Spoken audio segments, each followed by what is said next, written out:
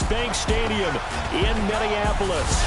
The scene a short time ago, this crowd decked out in purple, and they were in full roar as their guys burst out of the locker room. We're ready for football, folks, as the Vikings get set to do battle with the New Orleans Saints. Hi again, everyone. Brandon Gordon alongside Charles Davis. And Charles, you look at this Vikings ball club. They were winners last time out, so they'll be looking, Charles, to make it 2 in a row.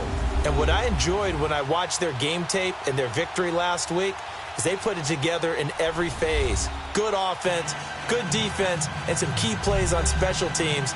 Let's see if they can get that second win in a row. Meanwhile, for the visiting Saints, they're in a real groove of late. Winners of 5 of their last 6 games.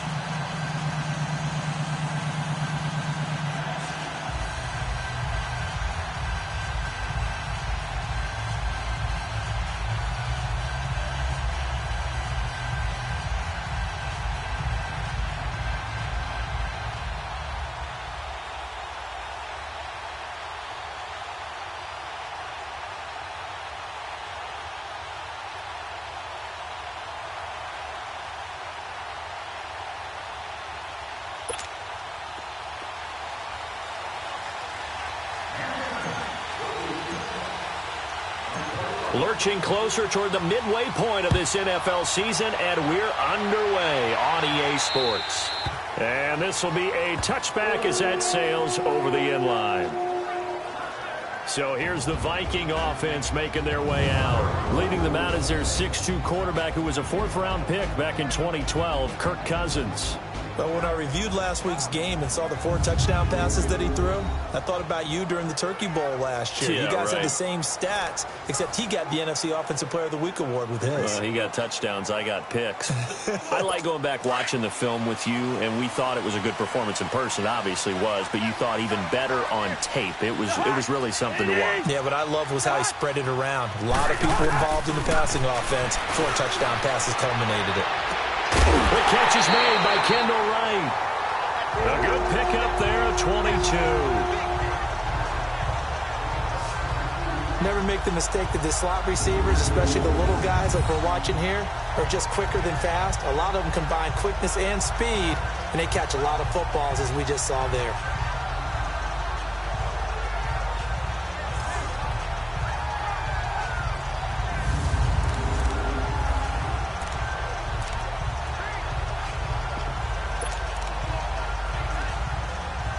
A big hitter to start the drive has him up near midfield here for 1st and 10. Here we go.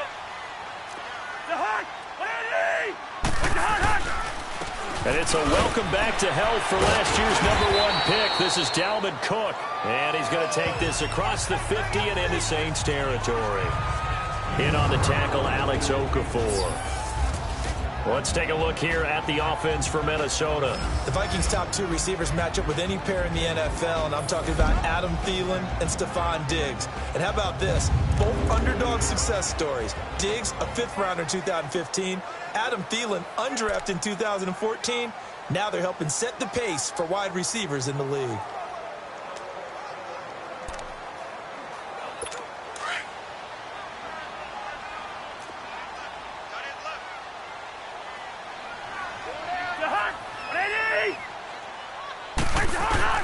Cousins now on 2nd down. Looking middle, and it's incomplete.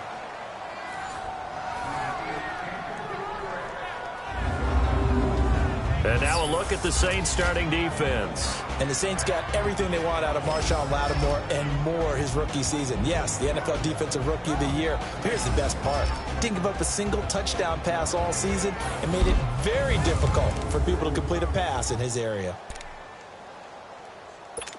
So after the 2nd down incompletion, they'll come up now against a 3rd and 6.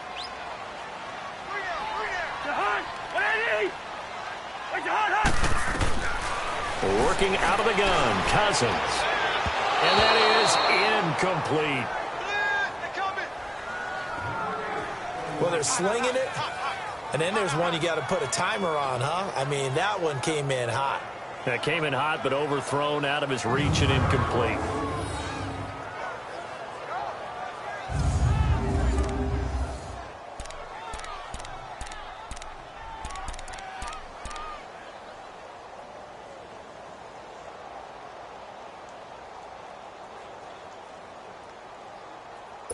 So on fourth down, here's Ryan Quigley now to kick this one away.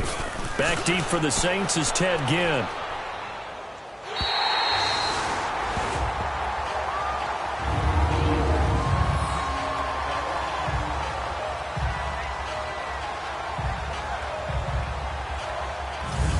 The Saints offense now, they get ready to head back onto the field.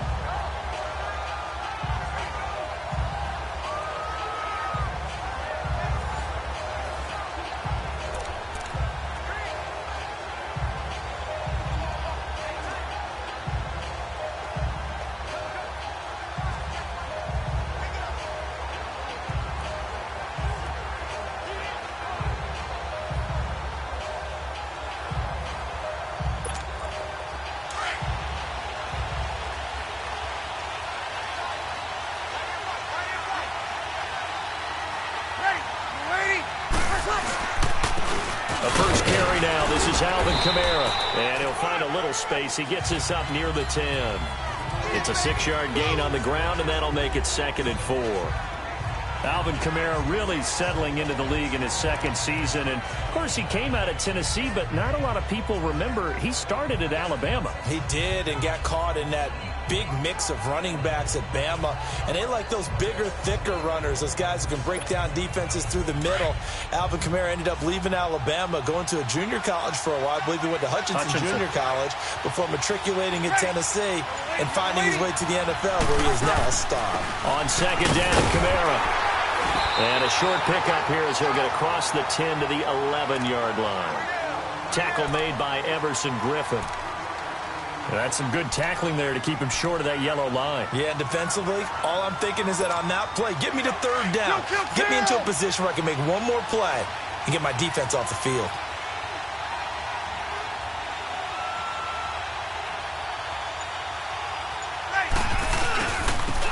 And the former Heisman winner, this is Mark Ingram. And they're going to get the first down here as he's up to the 14.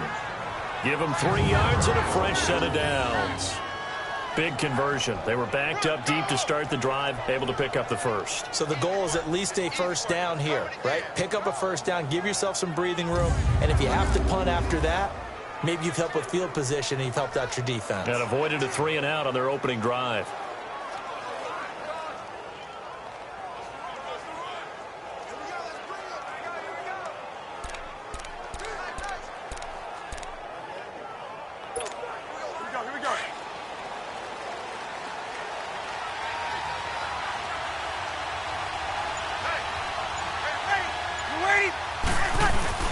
Now a play fake here on first down. And he was hit as he threw it there, and it forces it incomplete. And that's one he's got to be happy to have back. There wasn't a hole open in the zone. You'd have to think on early downs like that first down there, need to be a little bit more careful. Yeah, fortunately for him, got a couple more downs to play with.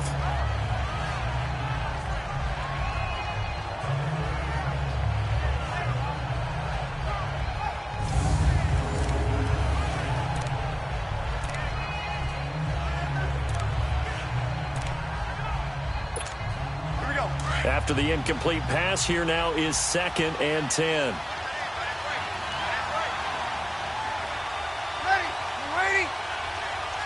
Easy.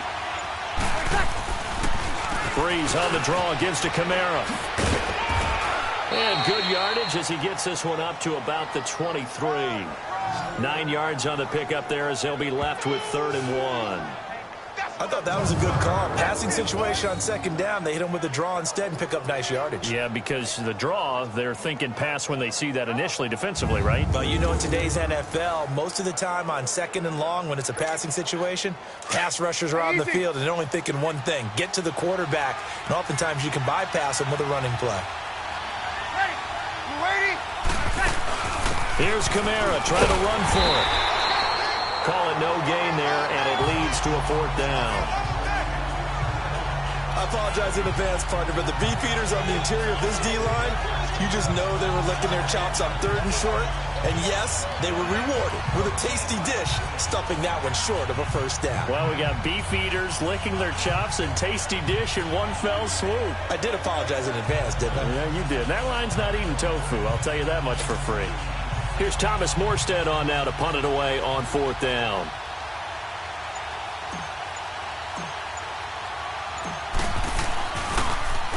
And this is away. It's a high kick, and he got all of it. And a little too much mustard on that one. It hits a couple yards into the end zone. A missed opportunity there maybe to pin him back. And now out comes Minnesota. And our game's hit a little bit of a lull here, a little bit of a snag. Punts on back-to-back drives. And old-school coaches don't necessarily mind that. Didn't turn it over, right? Didn't create a big play for the other team. Right now what you're looking for is, can you gain an advantage in field position? And that's what both teams are seeking right now. Yeah, they'll be seeking to gain that advantage here on this drive. Here's Murray. And he will lose yardage on the play. Back at his own 19-yard line. It's a loss of a yard there, and now 2nd down. Well, you had to punt on your first drive, and on the first play of the second drive, you end up going backwards. I would dare say they need something good to happen right here, right now.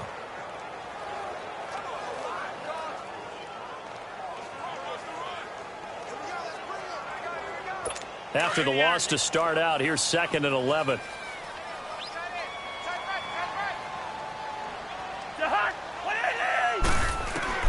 Now a 2nd down throw for Cousins.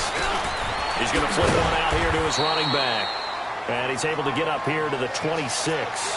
Call it a pickup of 7, and that's going to bring up a 3rd down.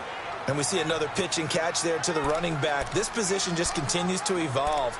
They become just as critical to the passing attack as a lot of receivers, tight ends, because their ability to make people miss in the open field can really generate big plays for an offense. To throw is Cousins. Over the middle here to Rudolph. And he will have the 1st down, but he winds up taking a pretty good shot that time. Cousins to his tight end Rudolph for a Viking 1st down. That's a staple of this offense. Drag route to the tight end. Yeah, he's unable to use his size to break off much more yardage after the catch, but still an effective gain nonetheless. From the 32 now, here's 1st and 10.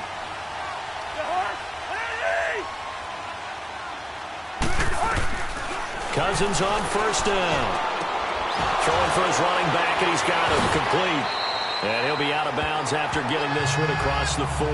It's a gain of 9 yards. And it'll be 2nd and about a yard to go for the 1st. We've seen quite a bit of the short passing game here early on 1st quarter, haven't we? We have, and I think it works a couple of ways for this team because, number one, you throw the short game until they stop it. And if they're not going to stop it, you keep throwing it, and occasionally you'll break a tackle and turn into a bigger gain. Also, if they start to creep up, start to pressure receivers, now you go over the top, take it deep, and now you get some of those big shots downfield. On 2nd down, Cook. And he'll get up near the 45. They'll spot it at the 44. The numbers a week ago for Cook. 21 carries, 79 yards. And when I watch them operate, I see a unit that's playing with extreme confidence. Offensive line, tight ends, wide receivers. You see a group that wants their number 8 rusher in the league end up being in the top 5 before it's over. These two teams, of course, met in the much-dissected NFC divisional round game a season ago, and they also met in the Monday night opener last year. And Adrian Peterson's return to Minnesota, gosh, that seems like a lifetime ago. It was actually Peterson's replacement there, Dalvin Cook, who went for 127 yards in a 29-19 Viking victory. And a minimal gain here as he's up to about the 47-yard line. Give him 3 on 1st down. It'll set up a 2nd and 7. What's the old expression, 3 yards in a cloud of dust? In this case, it's dust-covered pellets. It's no longer that old grass that we used to play on, right, and chew it up. Now we've got that artificial surface. You see the pellets go up. Still a nice play by the defense.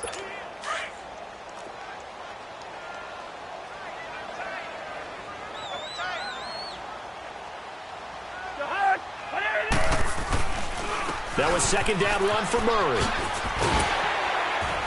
And he's going to take this across the 50 and into Saints territory. It'll go as a gain of 7 on the play, and it sets up a 3rd and inches situation. Despite the blitz, they're still able to pick up a nice solid gain. The disadvantage of blitzing often alters the normal spacing and run fits and leaves creases like they were able to exploit right there. And now the Saints are going to take a timeout on defense. They'll have 2 remaining as we step aside here in this first quarter.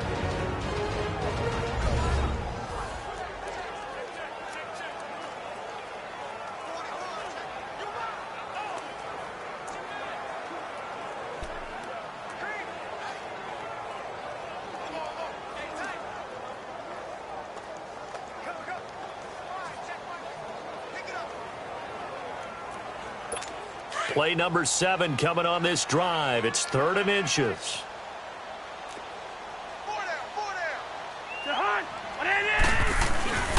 They'll run it. Here's Cook.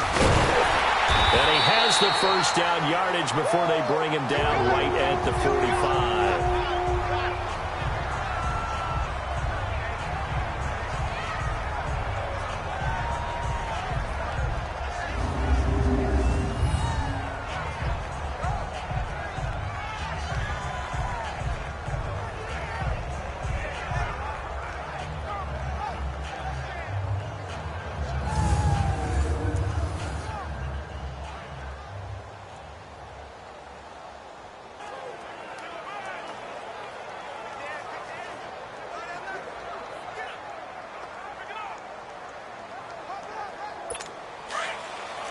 Lucky 48.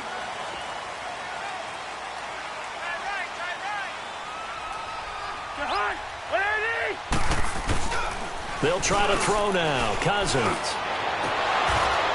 He couldn't quite hold it. Got hit. Ball pops out. Incomplete.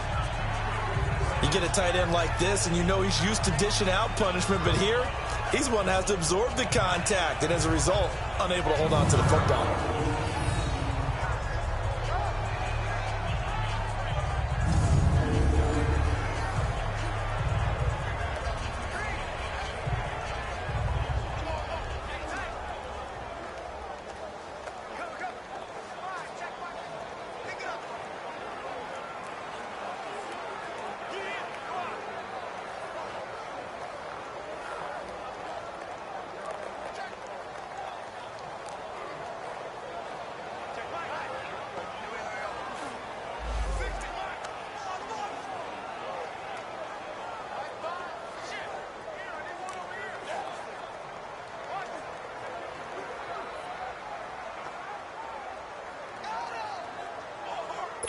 An incomplete pass on first down. That leads to a 2nd and 10.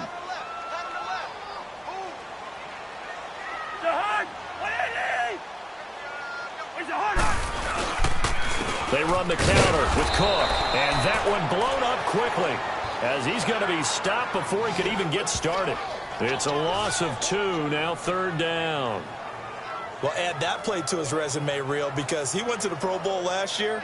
That's how you go to the Pro Bowl. You make plays like that, big-time penetration, and throw people for losses. The Vikings on 3rd down. They've been okay, 2 for 3 thus far. This is 3rd down and 12.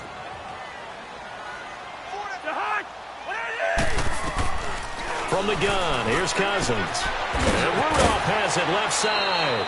They get only 4 that time as that leads us to a 4th down. And there's another completion to the tight end. And let's face it, it is hard to overthrow a 6'6" target. It is indeed. Quarterbacks like their speed guys. They like that huge 6'6" target that they've got in him. They really do, and it reminds me of what one great tight end told me once. He told his quarterback, just make sure you throw it up there. You know, kind of like put up on the top shelf where the kids can't get it.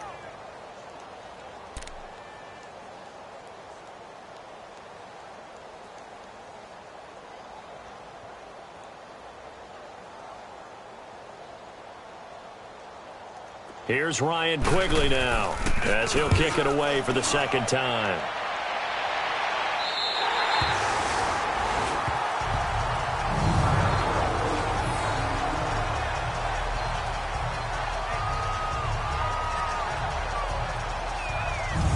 The offense and Alvin Kamara heading back onto the field. Those are his numbers through roughly the first half of the season, and given that, you'd have to think he's on pace for a 1,000-yard campaign. Steady as he goes, steady goes the offense. But you know what else is happening, too, because they are a team now recognized with the ability to run the football.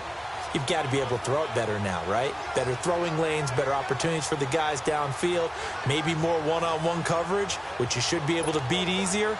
Yeah, he's establishing not just a tone, but an identity for his team. And that's a discussion we had a couple days ago in the team meetings, talking about this running game opening up the passing game. We'll see if that continues to happen. They begin on the ground with Kamara. He slipped one tackle, but no more as he's knocked to the deck behind the line of scrimmage. That's going to go as a loss of a yard, and it'll be second down.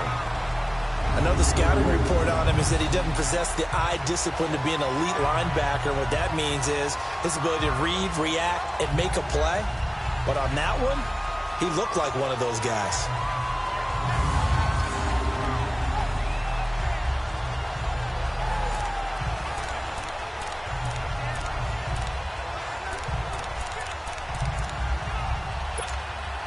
A loss of a yard there to start out. That leads to a 2nd and 11. Kill! Ready? Breeze to throw on second down. And Breeze is going to go down in the end zone. A safety. Well, we thought these two defenses, they might come to play. One has already come to play here. A safety for the opening points of the game. Brandon, let's file this play away because if it turns out to be a tight game, who knows? This could wind up being the difference.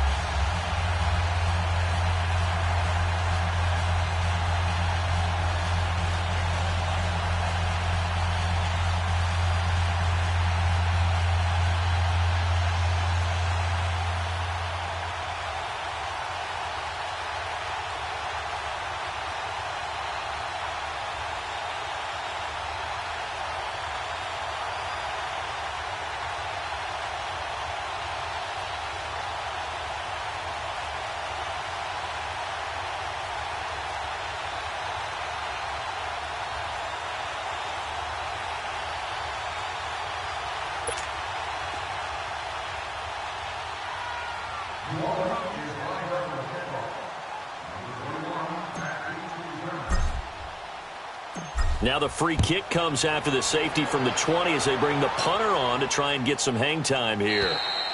And this will not be returnable. It's out of the back of the end zone for a touchback. Now the Vikings now heading on to the field. They've had it twice. They've punted twice. Not the start they were hoping for. Not at all, and let's face it, every facility we visit, everyone talks about converting on third down, how big that is.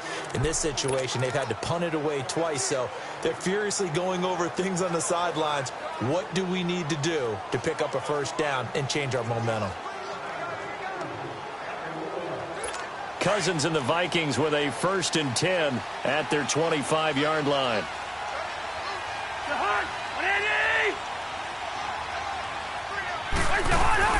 They go play action here on 1st down. And complete. Right side, the tight end Rudolph. And they'll take him down at the 31-yard line. A gain of 6 there on 1st. So much goes into a successful play, doesn't it? How about that play action there? Freezing the defense just enough to bring the tight end free downfield for the completion.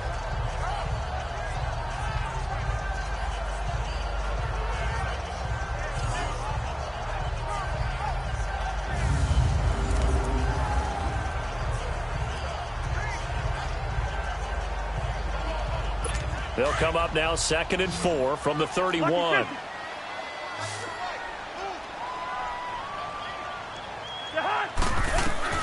Second down, Cousins. He's got it complete to Stephon Diggs. And they get him down, but not before he takes it across the 40-yard line. First grab so far for Diggs. It's a 1st down. It's a game of matchups, and that's why you take your receivers and move them around a bunch, especially your best guys. And when they work out of the slot, you often hear the coaches talk about how great it is because it gives you a two-way go. You can break out or you can break in. That makes it hard to defend.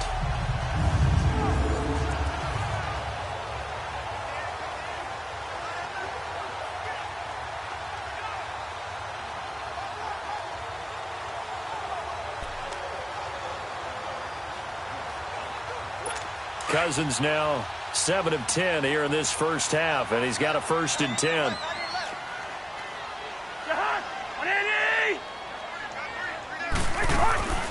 Off the play fake, Cousins. And the tip there altered the ball flight, and it falls incomplete. It'll be 2nd down. Well, already seen him catch a few passes out of the backfield in the first half, unable to connect on that one. Certainly seems like getting him the ball out of the passing game, though, is part of their game plan. It certainly is, because he catches it well, creates a mismatch. You're going to cover him with a linebacker, a corner, a safety. They feel like he can win every battle.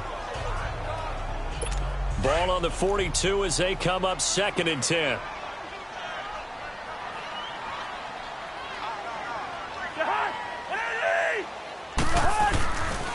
Handoff comes to Cook, and he's going to be met at the line of scrimmage and taken down.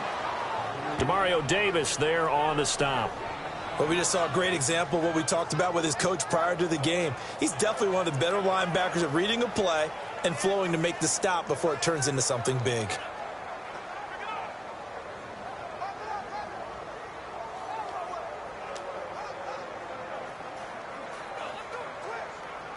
The Vikings on 3rd down. They've hit 2 for 4 thus far. This is 3rd and 10. They go play action. Cousins. Going deep for Diggs. And he can't quite intercept it. Zone coverage, free safety was there. Couldn't come up with it, and now it's 4th down. Not only was the call spot on, how about the execution of that defense right there? The zone was absolutely locked up tight. He was trying to force it in there on 3rd down. But if there's a time to force it, he felt like he needed to make a play, right? Yeah, exactly right. 3rd down, you got to try and find something. There's nothing available there for him. Here's Ryan Quigley now as he's on to punt for Minnesota. And he puts a little something extra into this one, by far his best of the night. And this is going to carry well into the end zone for a touchback. And now the Saints get set to trot out there. And a safety the last go-around. That's how we arrived at this 2-0 score. We'll see if they can respond. Such an oddity, isn't it? See those 2 points go up on the board, knowing Looks like that soccer. Exactly. And knowing that you did it to give those points up for your team. Now they're just looking to get back out on the field and make up for it.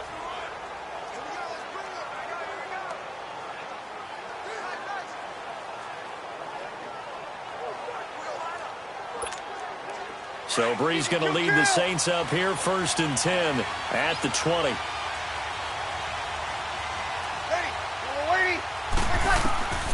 Working from the gun, it's Breeze. Well, this is a catch by Ted Ginn. And he's taken down, but able to slip across the 35. 16 yards right off the bat and a 1st down. In today's football, where receivers break tackles, make people miss, get upfield for the extra yardage, when you see a play like that where it's caught and he's dropped on the spot, that's a big-time play by the defense.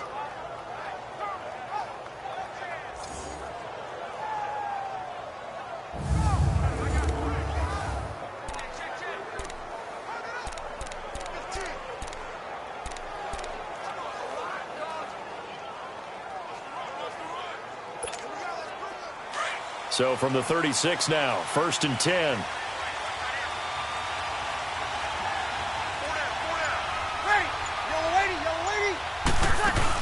Now a 1st down carry. It's Kamara. Oh, now he bowls him over. And he puts his head down and gets up to the 42 for a gain of about 6. Charles, they won last week despite him not running the ball well. They told us need to get him going. Runs like that help. And they talked to us about leaning on him because, as you noted, last week they didn't have to. Still won the ball game. They leaned on other people to give them the yardage that they needed, but they really want him to be that guy, and that's what they're doing early in this game.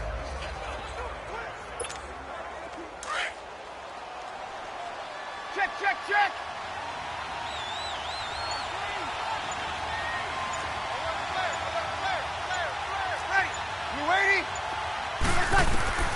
Now Breeze throwing on 2nd down. Caught on the left side by Ginn. And taking it across midfield and inside the 45. That one good for 16, and the drive will continue. You can see the time and effort and thought that they put into their passing game because it was evident right there. It looks like a simple pitch and catch, but you and I both know that they have planned for this and worked hard to make it happen. So they go from one 42-yard line to the other as they come up now 1st and 10. They'll run it now out of the gun.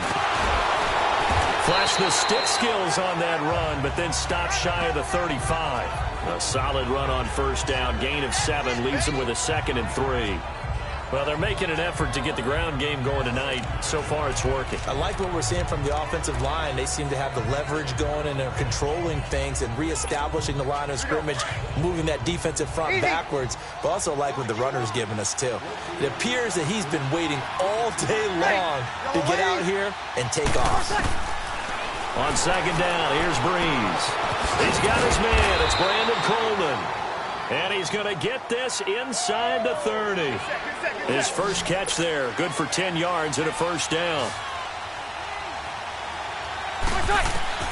On 1st down, Breeze. The throw to the left side, caught by Coleman. And he'll be a couple yards shy of the red zone here at the 22-yard line.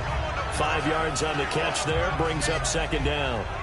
Well, if you do read man coverage, Brandon, the drag route's a pretty good one to run against it because you're running away from people on it. Now, prior to the snap, we hit all zeros as time has run out on the first quarter of play. 2-0 is our score. We're back to Minneapolis in just a moment.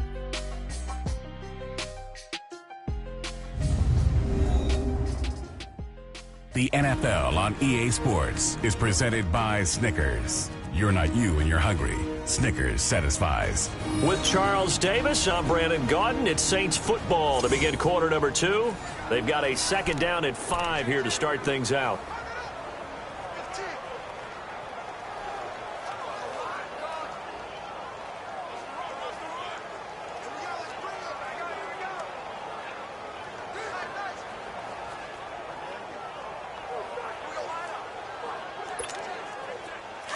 Easy.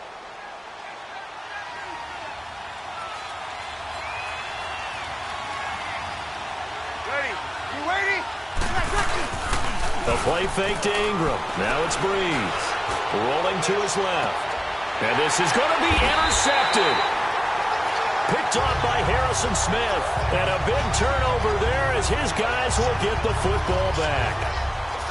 Not the best of plays there as a quarterback. You're right-handed, rolling left, trying to throw it that far downfield. I remember a coach of mine saying, son, that's the equivalent of trying to get the car keys out of your pocket with your opposite hand while you're trying to run.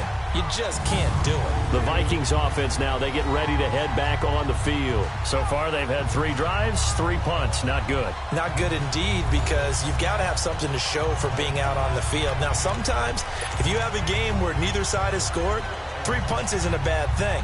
But when you're trying to set the pace, get up on top in a game, you've got to show better offense and find a way to put some points on the board. Following the interception, Cousins. He's got his man on the crossing route.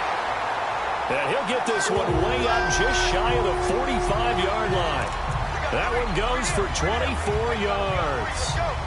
Right after the turnover, they come out throwing. And that means it's a sudden change situation. We used to practice it on defense. Sudden change, get out there, stop the offense.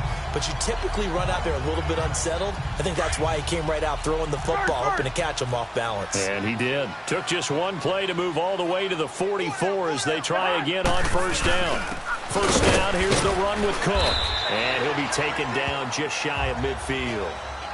5 yards is the tally on 1st down. That brings up 2nd and 5.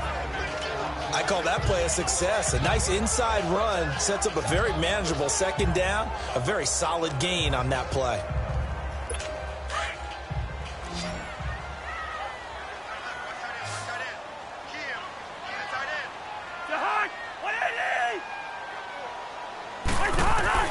From the shotgun, it's Cousins. And Rudolph has it, the tight end.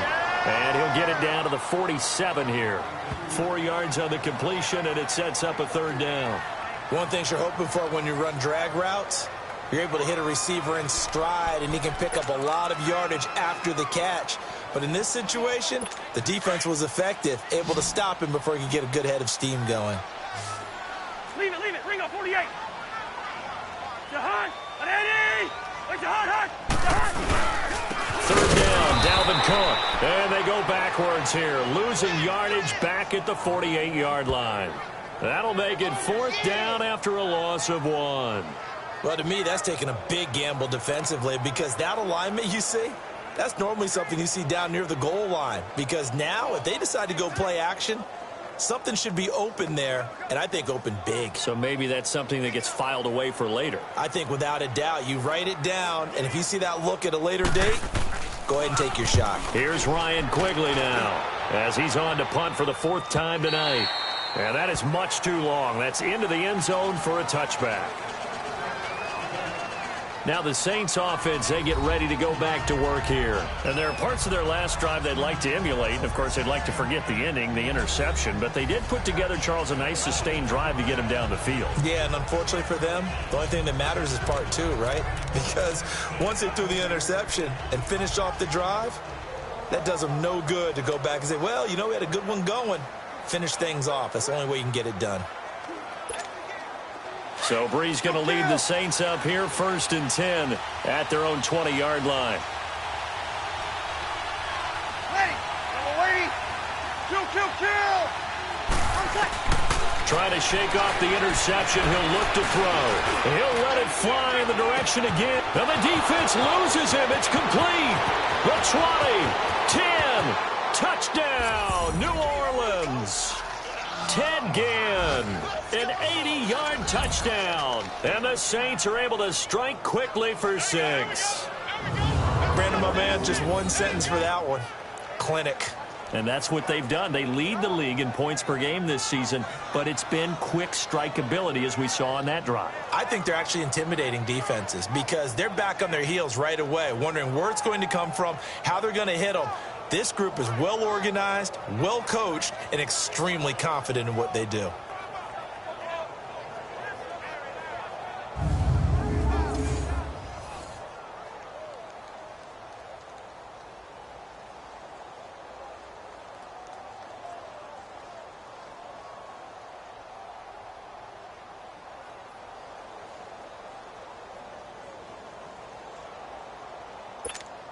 Will Lutz on for the point after.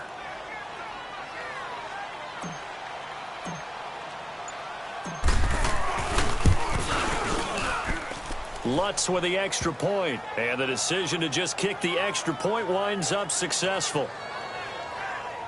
Those are the ones the offensive coordinators dream about. One-play drives from that distance. What an effort. It results in the touchdown.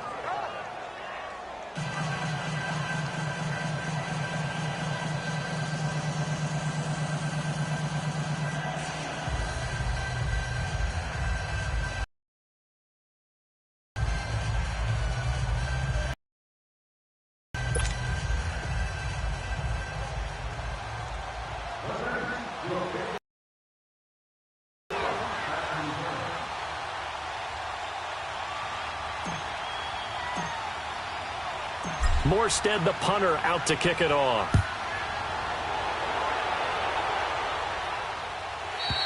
And they will not get a chance to return this one as it's 3 back. Now the Vikings offense works their way back onto the field. These guys had to punt their last possession, and that's become too familiar of a refrain. Too many of these drives just wound up going nowhere. But you know how in baseball, when the pitcher gets a base hit and he's on base, they bring his jacket out to him to keep him warm? A lot of times the punter goes to the sideline, puts on sweatpants or a wrap over his leg to keep it warm. He might need a massage from the trainer right now from all the work he's getting. Cousins and the Vikings with a 1st and 10 at their own 25-yard line.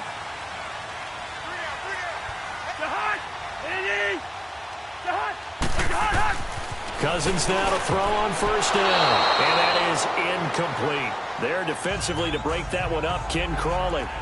It's always a battle. Who's going to win on 1st down, the offense or the defense? Let's face it, if you've got the ball, 4 yards or more on 1st down is what you're aiming for. They tried to throw for it there. Nice effort to knock the Albert away and bring up 2nd down.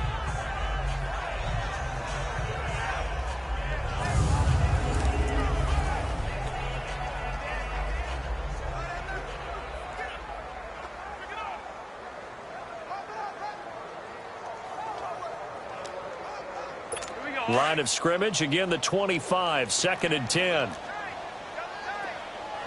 Listen to me. The hard.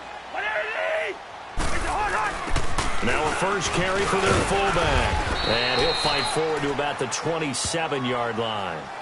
He only got a couple on that one, so not a ton of help. They'll have a 3rd and 8 forthcoming. Well, that's a good start to this drive on the defensive side of the ball. Force the incompletion on first down. Then you're able to shut down the running play on second. Yeah, I wouldn't be surprised now. A little bit of pressure going at the quarterback in an expected passing situation. These guys have punted 4 times already, and they're staring at a 5th, barring a conversion here on 3rd down. The hard. Ready. It's a hard. On 3rd down, Cousins. And he's got Kyle Rudolph. And they get him down, but not before he takes it across the 40-yard line. That'll give him 60 yards receiving now as he's got a first down.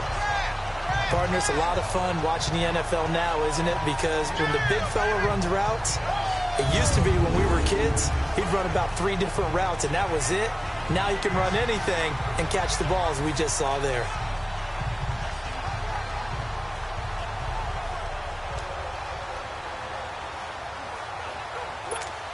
Cousins now 10 of 16 throwing the football. It's 1st and 10.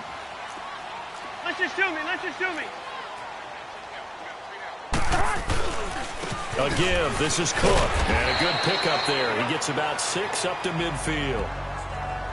Even though they gave up more than they wanted to on that play, it actually illustrates how well they bottled him up throughout the game because that was his longest run of this contest.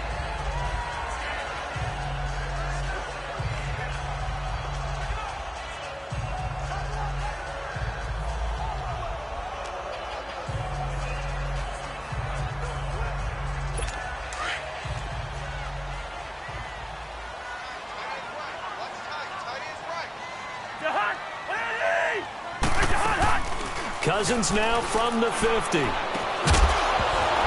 the hit jarred it loose. It's incomplete. Seems like this defense, especially the secondary, has really been contesting about every throw in this first half. Remind me of a good half-court defensive basketball team. Every time a pass is thrown, they're right there in good defensive position, able to affect the play. The Vikings on 3rd down. 3 for 7 so far in this game. This is 3rd and 4. Working out of the gun, Cousins. And this is going to be incomplete. You can tell they were hoping for a flag there offensively. Several on the sideline motioning, hey, why not a penalty? Why not a penalty?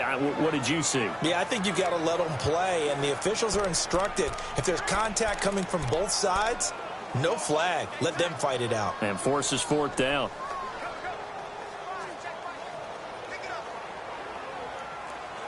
Here's Ryan Quigley now. He'll boot it away from about his 35. His first punt, 48 yards. This one looks equally as good.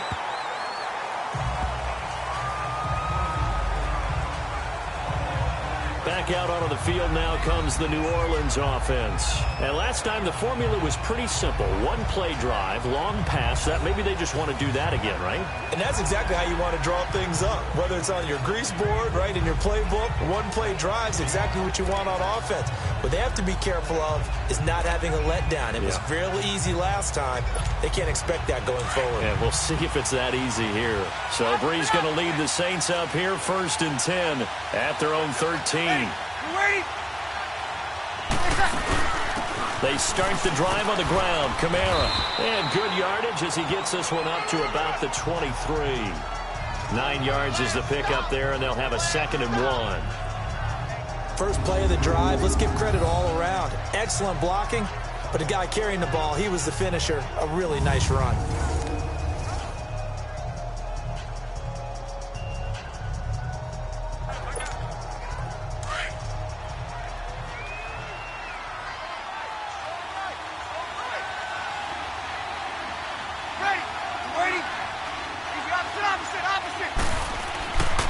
Now a pitch out to Kamara.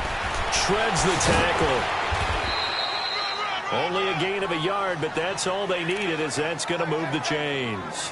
And Brandon, you know that expression? He just does what he does?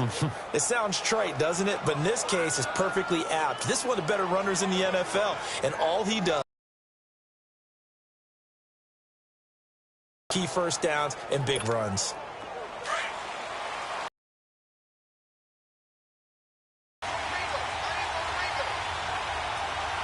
Ready? Kill! Ready, what's that? Throwing on first down is Breeze. And lucky to get away with one there. That one nearly picked. Second down. The name of the game is always on defense, put pressure on the quarterback. And that's exactly what they've done today. It looks like they've got him a little bit rattled. That would have been the second interception in the first half.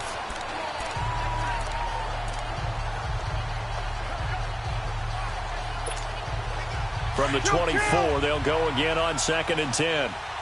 Kill! Ready? Yellow lady, what's that? Back to the air on 2nd down. It's Breeze. And his throw's going to be incomplete. There to knock that one away defensively, Eric Kendricks. They certainly thought they had him surrounded and probably thought they were going to get him on the ground and get the sack, but he was able to elude that. And even though it threw it incomplete downfield, if you're a defensive back, you're loving the pressure that you're seeing from your front.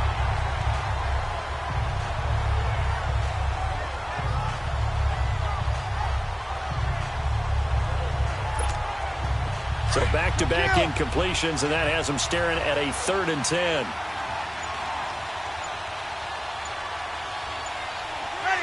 Ready? To throw, it's Breeze. And going deep for Hill. And that one incomplete. Had some position but couldn't hold on, and it brings up 4th down. Even without a ton of pressure in his face, it just shows how difficult it is to pick apart his own defense. Those guys are sitting back, and they're not playing receivers as much as they're playing the eyes of the quarterback and when he delivers the ball.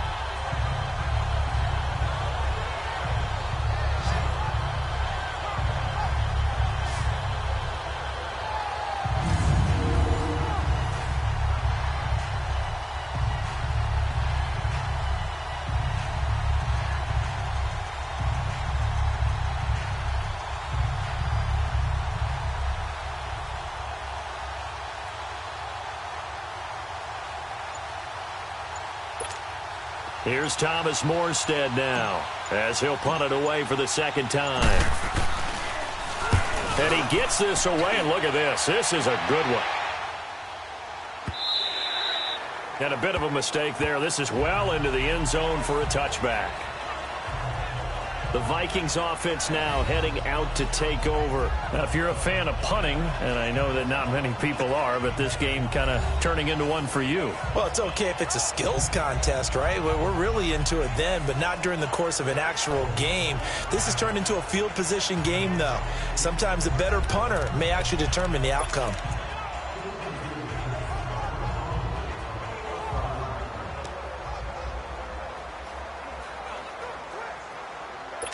Cousins and the Vikings with a 1st and 10 at the 20.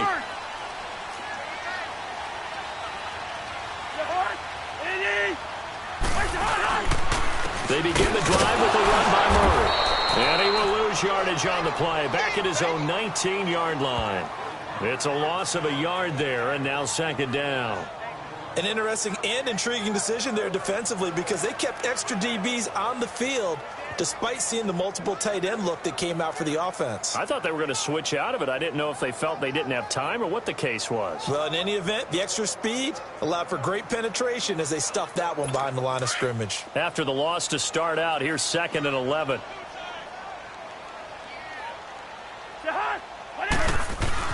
Now a 2nd down throw for Cousins.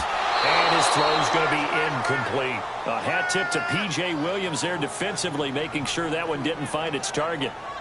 I wouldn't be shocked at all right now if there's a look of surprise on the big fella's face because he had the route that he wanted, running the corner, and usually he's able to use his body and catch the football, but a really nice play by the defenders, able to knock it away.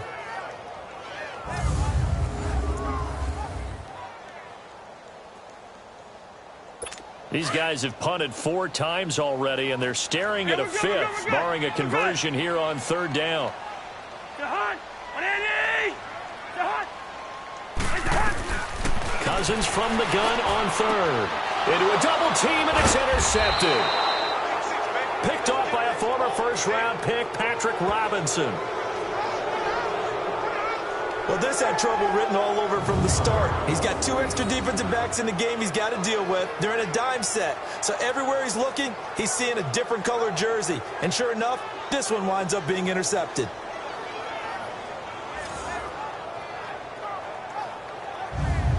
The offense and Alvin Kamara heading back onto the field. He's been effective so far over the 40-yard mark here in the second quarter. Don't forget about those guys up front, though. They've been effective, too. The leverage game has been in their favor. They've been the ones who've been able to bend their knees, drop their hips, and get a little bit lower than the guys on the other side of the football, and they've moved them out of the way for the runner. Sometimes that's tough for those big fellas. Not an easy thing for them to do. From the 32 now, here's 1st and 10.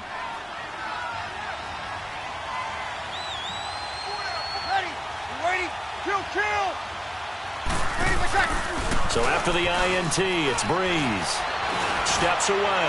He'll air it out deep. And it'll be intercepted. Xavier Rhodes with a pick. And a big turnover there as his guys will get the football back. That had disaster written all over. You've got a right-handed quarterback, a rolling left, and throwing it pretty far downfield. It's really difficult to do, to try and get your body twisted around into the proper position and get anything on the ball as you heave it downfield. And that's what it actually turns into, a heave. And that's not really a good throw, is it? Not good, and we saw the result. They start the drive with Cook. Gets this to the 24 for a gain of 4. I call that play a success. A nice inside run sets up a very manageable second down. A very solid gain on that play.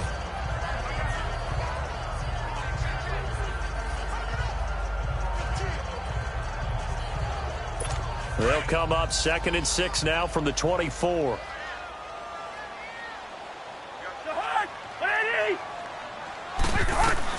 Cousins now on 2nd down. And incomplete there. A nice hit. Jars the ball free and brings up 3rd down. Didn't have a receiver open downfield, and as it turned out, couldn't even find his outlet man because of the coverage. It was way too tight. Unable to find anyone open. The Vikings on 3rd down. They've converted a third of their opportunities, 3 for 9. This will be 3rd and 6. From the gun, here's Cousins. And he's able to find Diggs.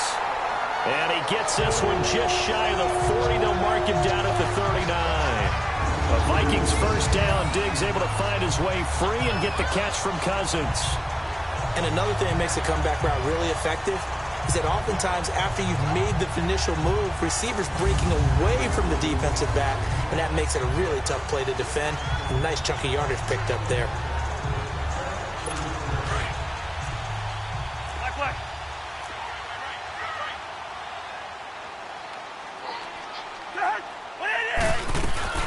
They'll run it now out of the gun. And this has been a recurring theme tonight for sure. Nowhere to run. Back to the line of scrimmage, that's all. No gain on the play there. 2nd down. Absolutely love the effort there. The ability to flow from his inside spot and stop that one at the line of scrimmage. Nice linebacker play.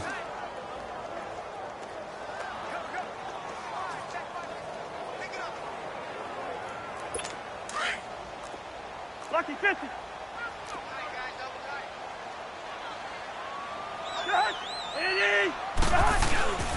They keep it on the ground, but this time it's Murray. And he'll be brought down just shy of the 45. It'll be a pickup of 5, and that leaves him with 5 more. 3rd and 5 now. I think we can safely say that those types of plays are the backbone of this offense. We know not every run's going to be a big hitter, but you know they'll take that type of result on each and every attempt.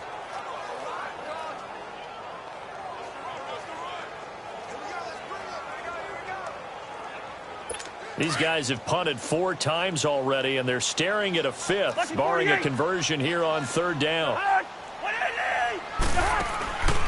To throw is Cousins.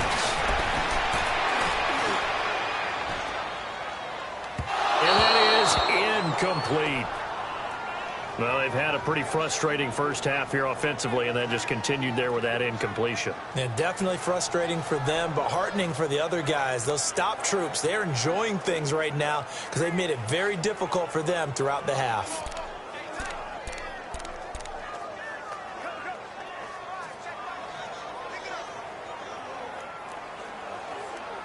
Here's Ryan Quigley now, as he'll come on to kick for a sixth time tonight.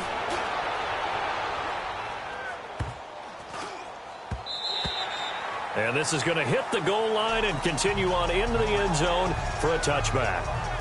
The offense and Alvin Kamara heading back onto the field. He's been good. His guys are winning. So far, the recipe working here in the second quarter. He doesn't like to just tote the rock.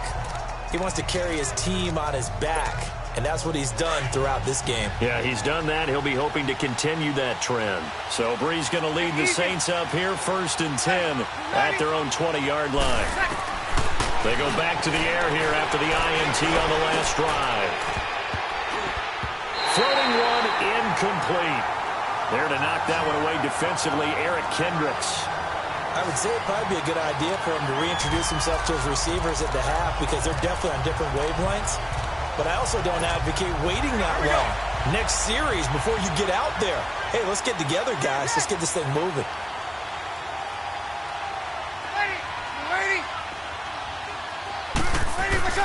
Breeze will try again on second down. The Vikings after it, and they get there for the sack. Ben Gideon in there to get him for a loss of 5.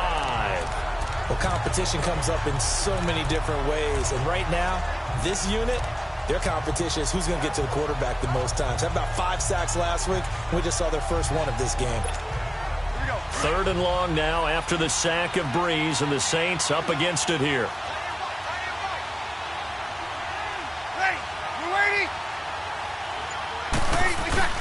Here's Breeze. Under pressure again, and down he goes again. Daniil Hunter in there to drop him for his 5th sack of the year. Well, if an offense is going to throw the ball on this part of the field, any pass rusher will tell you that's his favorite part. Gets a chance to get after the quarterback. It's almost like a reverse red zone. They can create points using their defense, and this time they take their man down. Here's Thomas Morstead now as the drive goes backwards, so he's on to punt it away.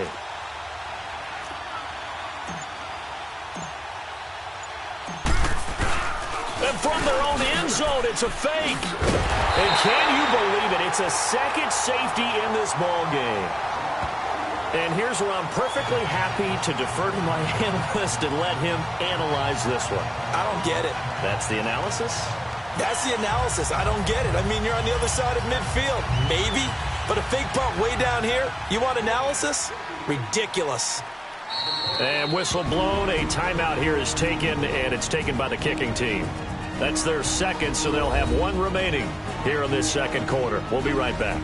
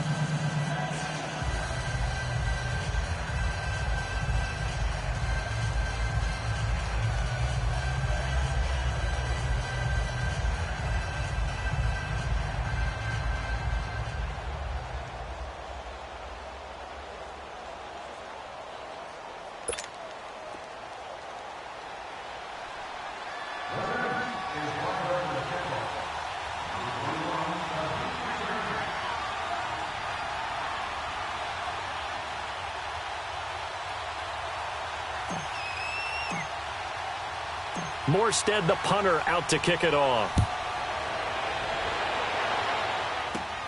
This is taken near the 13. And he's all the way up across the 40 and down at the 42-yard line. Great return. Any return that gets you to midfield is a great return. One first down, and you're almost in field goal position. And you see Dalvin Cook and the offense heading back out. He's been good. They've utilized him well, but they're losing here in the second quarter. What might they change offensively? I think that what you try and do is expand how you get the ball to him a little bit. Get him out in open space, maybe swing the ball to him. What's that they used to call in the West Coast offense, the long handoff? Serve as your running play that way, as well as continue to feed him the football. Some of these runs now may pop bigger later in the game because of the effects of running it. Sometimes people, after a while, they don't want to tackle him anymore, or they get tired, or they get out of position, or he runs through tackles. Continue to feed him the ball. He's having that kind of game. Yeah, might they get him the ball in some space in some different ways here. He's going to loft one deep left side here. And this is going to be intercepted. Picked up by Marcus Williams. That's sort of a second quarter to forget for him. Now 2 picks in this frame. Almost as if the first one that he threw, he couldn't shake, couldn't get it out of his head. He ends up throwing a second one as a result. Compounds the mistake a little bit. Yeah, you got to be able to forget, compartmentalize, whatever you want to call it, and move on. He hasn't been able to do so here in the second. Out onto the field comes New Orleans.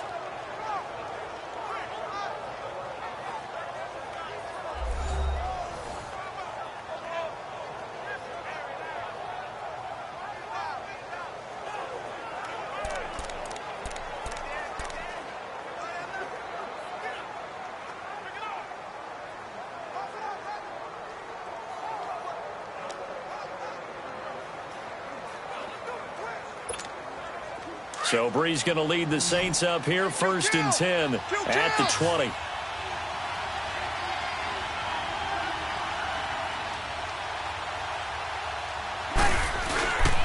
A 10th carry for Kamara. Oh, look at the juke. And now running right through it. And he'll get this up to the 30-yard line. 10 yards there to start the drive, and just enough by about the length of the football for a first down.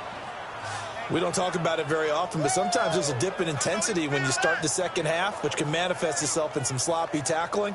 And how about right there? He ran right through that weak tackle attempt.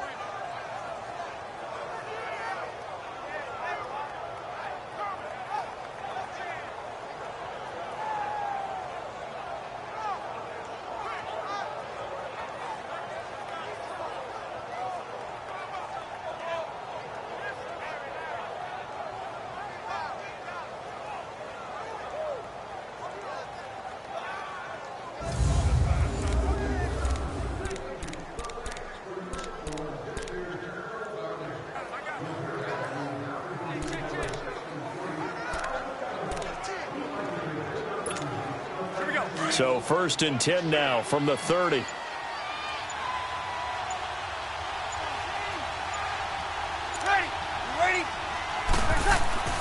Breeze now on 1st down. Throw left side, taken in by Meredith. A gain of 6 there on 1st. Always laugh with any of them, especially if it's a good receiver. That makes things very difficult. But when you're running a drag route, something short, shallow, going through defenders, using guys almost as screens in order to get open, that makes things tough for guys trying to get to the football. 6 yards was the pickup on the last completion, so here's 2nd and 4. Hey, kill!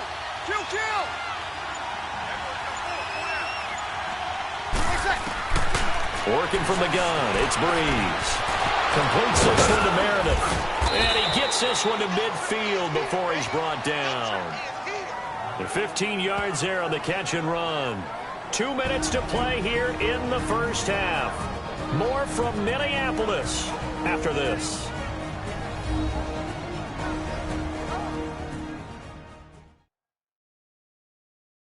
Coming up at the half, a reminder, we go back to Orlando to check in with Jonathan Coachman. He'll have a look back at our first half as well as a look ahead to what's coming up later this weekend.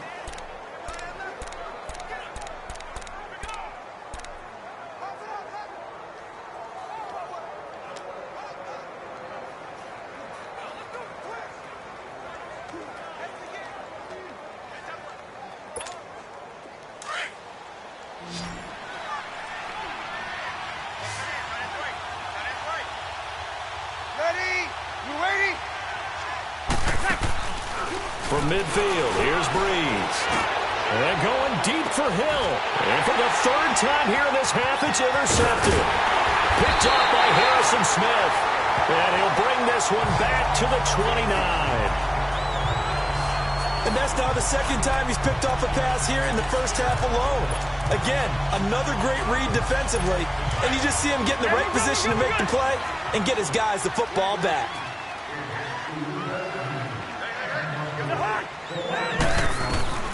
Trying to shake off the interception from the last drive. He'll look to throw. A good pickup there. 8 yards on the first down completion. The Vikings in the hurry up. They're hustling up to the line. Second down, Cousins. Incomplete. Right side, the tight end Rudolph. And he'll get up near the 45. They'll spot it at the 44. 7 catches for him now, and this last one, a first down. First down, here's Cousins. And his throw is incomplete. All right, need you to check my eyes here. This entire unit defensively, I think, has looked really strong in the first half, especially in the secondary. They've been cohesive, fast to the football, and we just saw another example arriving there to help knock that one away. So after the incompletion on first, now 2nd and 10.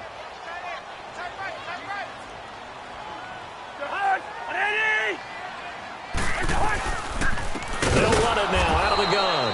And that didn't fool anybody. He's going to be dropped in the backfield.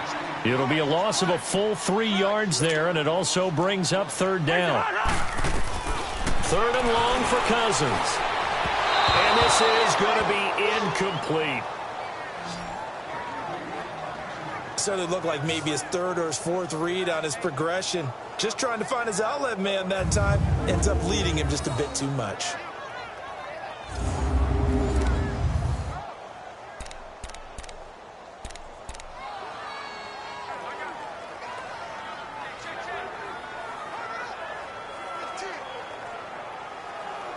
Here's Ryan Quigley now as he's on to punt for Minnesota.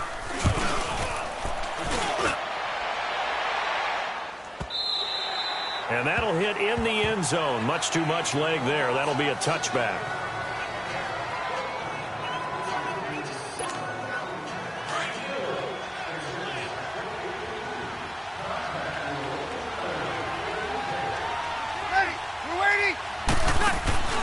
They go play action here on first down. And he can't find a receiver, and he's brought down. Linval Joseph able to swap him from that defensive tackle spot for a loss of 5. The amount of sacks that they've absorbed in this game is absolutely extraordinary. Let's just face it. This offensive line, flat out, cannot handle this pass rush. It's been demonstrated time and time again. Pass protection has been a problem all night long as they come up facing second and a bundle. To throw is Breeze. Finding room at the 30. Gets it to Meredith, complete. And he'll take this all the way up to the 38-yard line. Now whistles come in. We're going to get a timeout here by the offense, as they'll stop it with 13 seconds to play in half number 1.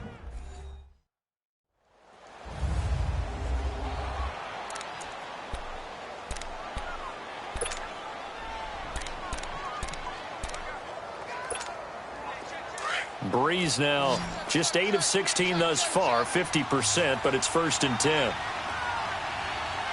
Ready. You waiting? From the gun, it's Breeze. He's going to sling this deep downfield. And it pops free. The collision there jarred the ball loose and brings up 2nd down. They work again from the 38 on 2nd and 10.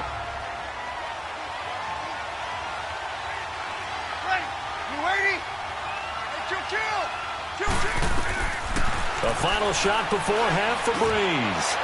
He'll let it fly in the direction again. And it's incomplete. Took a shot, couldn't connect. So we have reached halftime with the visiting Saints out on top as we send you down to Orlando where Jonathan Coachman has our EA Sports Halftime Report. Coach. Okay, Brandon, thanks very much. Welcome in, everyone, to our EA Sports Halftime Report. Let's get you caught up on what's going on around the NFL. We'll get started out in Texas, NRG Stadium in Houston, where it was the visiting Dolphins who come away victorious on the road. Ryan Tannehill, 2 touchdown passes as his guys remain unbeaten. From there we say, so long, America. Hello, England. As we head over the Atlantic, check out the action in London. And they were winners as they defeat the visiting Philadelphia Eagles. Blake Bortles, 2 touchdown passes as his guys remain unbeaten. And finally on Monday Night Football, the costumes will be out for the final game of October. Patriots and Bills from Buffalo. In our game, it was the right arm of Drew Brees that led the way in the first half. His guys lead, though by only a field goal. Still anybody's game. As we send it back to Brandon Godden and Charles Davis.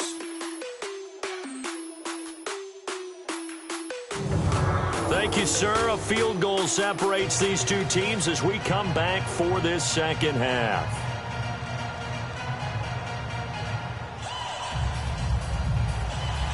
Set now to go for the third quarter. The Saints have the lead and set to receive the kick. Fielded about a yard deep. And a nice return sets him up pretty good here at the 30-yard line. Drew Brees getting ready to go again on offense. And it was somewhat of a strange first half. He threw 3 interceptions, yet you look at the scoreboard, they've got the lead. So you know what I think he did at the half? He stood up in front of the team, especially in front of the defense, and said, thank you. Appreciate what you've done. You guys have picked me up in a big way. And guess what? I'm going to get back to being who I am, which is pretty darn good. Let's go play the second half. So Brees going to lead the Saints up here, 1st and 10, right at the 30.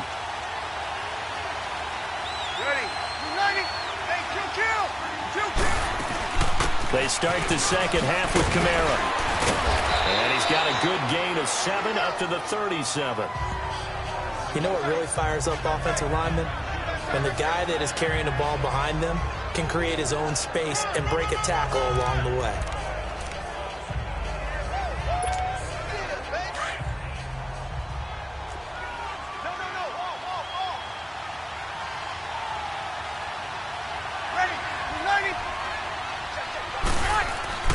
On second down, here's Brees.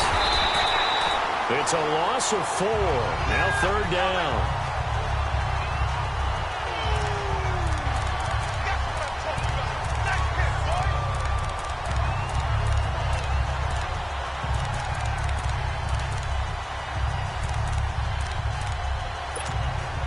The Saints on 3rd down. They've only converted once in 4 tries. This is 3rd and 7. Shotgun now for Brees. And for the 4th time tonight, it's an interception. Picked off by Harrison Smith. And the return here is stopped at the 35-yard line. Yet another interception, and I just had to double-check my math.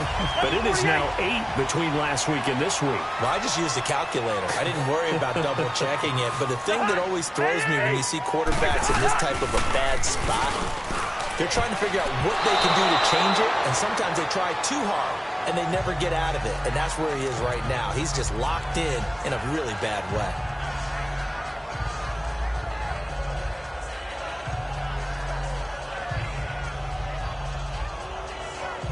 Here's 2nd and 10 now from the 35. It's gone.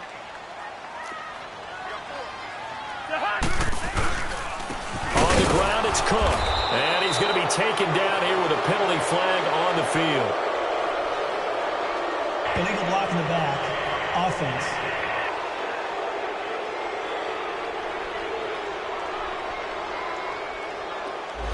So this will be accepted as it moves the offense backwards.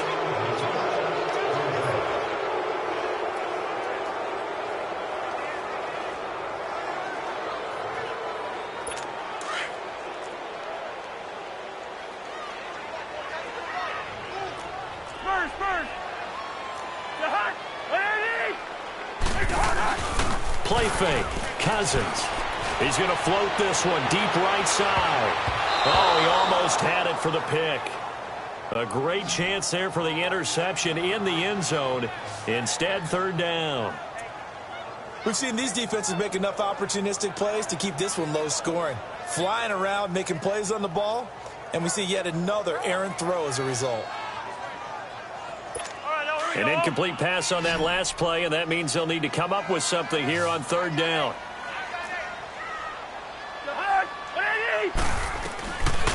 Working out of the gun. Cousins going deep for Diggs. And that'll be caught by Diggs for a Minnesota touchdown. Stephon Diggs, his fourth touchdown on the year. And the interception by the Vikings D leads to a touchdown. Sometimes when I see these types of plays executed, I think of basketball. Guys boxing other guys off to go out and get a rebound. And he got the rebound right there. But the defense was really placed well. Yeah, they were right there. I mean, that's where it's really tough for a defender. When you're in the right spot, you're draped on the guy catching the ball, yet he still comes down with it. Now for the extra point, Daniel Carlson.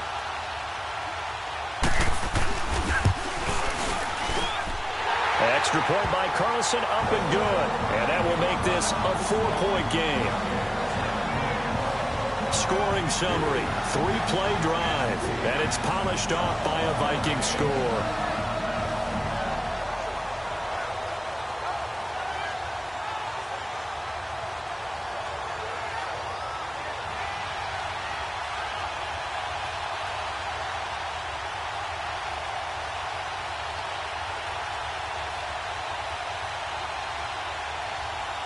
The kickoff unit is out on the field, and they will send this one away. Fielded about a yard deep.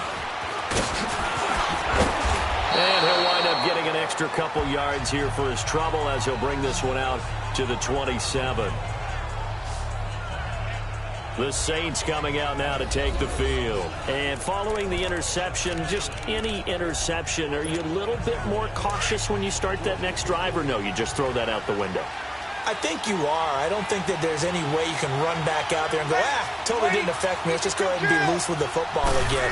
You're going to take care of it, but you have to be careful about being too cautious because now you can't run any offense at all. Still want to attack. We'll see how they attack them here. That play going for 16 yards to start the drive. First down.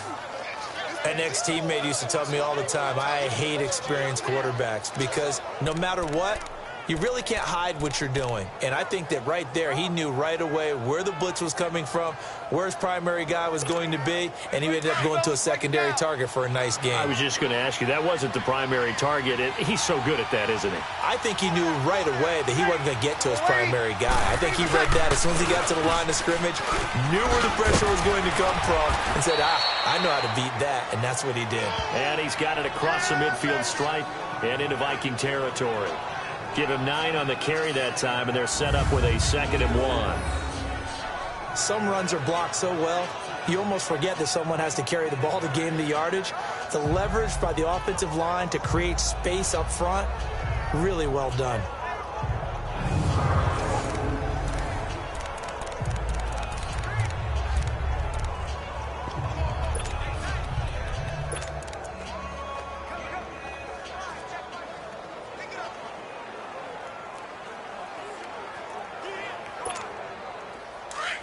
Kill!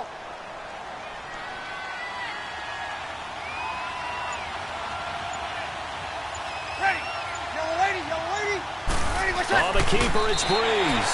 Officially no gain on the sneak. Kind of a wasted play there, and now it's 3rd down. Almost want to go Shakespeare here. My kingdom for a yard. Quarterback sneak, nothing doing. Better you be careful. Shakespeare might sue you. Yeah, he might come get me, right? Good luck with that, Bard.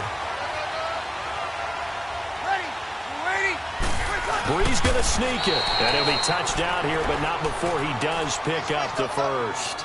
He'll wind up getting 2 there as he does it himself and picks up the first. It's been a good drive so far. They just wanted to keep it going, so they call low-risk, low-reward play. No one's worried about picking up big yardage here. Quarterback sneak, keep the chains moving, and pick up another first down.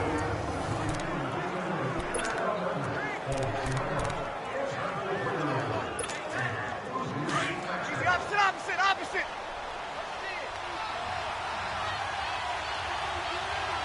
Ready. Yellow waiting. Now this time, Breeze will throw. Caught on the left side by Ginn. Oh, and now he bowled. Touchdown, New Orleans. Ted Ginn with his second TD of the game, his 6th on the year. And the Saints are able to cash in for 6. I know we often laugh, and sometimes we even exalt the guys who are great trash talkers and give us some really funny lines. But the bottom line is absolute production on the field. His 2nd touchdown of the game, and they lead. And now they'll be looking to their defense to preserve that lead.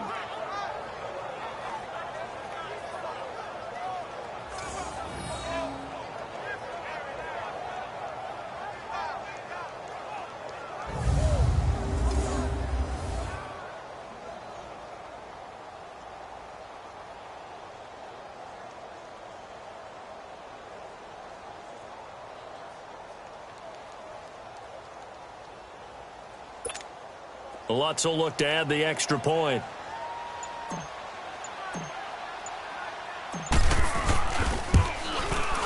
Lutz good on the extra point, and it is successful. 5 plays there on that drive, and it all culminates in a Saints touchdown.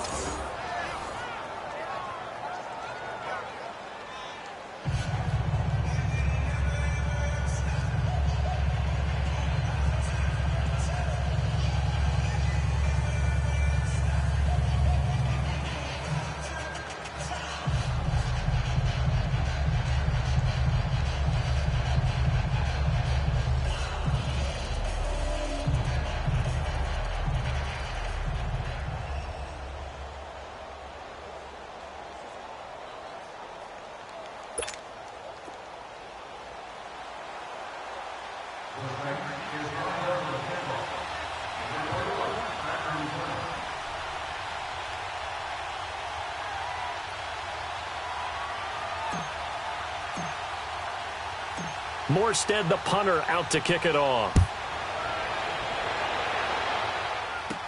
That'll be taken in the end zone. And they'll put up the stop sign there as his guys will get it at the 25. Now the Minnesota offense set to take over again. And for them, a touchdown their last go-around. Obviously, they'll be hoping to do that again. And when you start plotting for this drive, when you start thinking to yourself, okay, what are we going to do? You don't go away from what you did before because that worked, but you have to be prepared for wrinkles and counters because you know they'll make some adjustments. Cousins and the Vikings with a 1st and 10 at their 25-yard line. Try to fire up that running game with Dalvin Cook. And he'll get this one up to the 26. It's Patrick Robinson there on the stop. Tough first half for him, unable to put up the numbers he's used to producing. But with a guy like him, you and I both know it just takes a couple of explosive touches for him to make an impact on this game and on the stat sheet as well.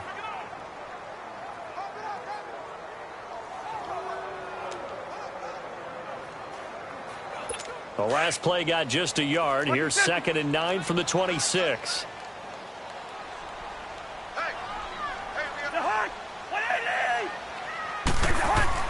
Now a 2nd down throw for Cousins. And this is incomplete. There defensively to break that one up, Ken Crawley. When I watched that play, I thought about what my coaches had told me in the past. The biggest teaching point, get your head around. Locate the football so you can make a play on it while it's in the air. That's exactly what he did there. That was nice.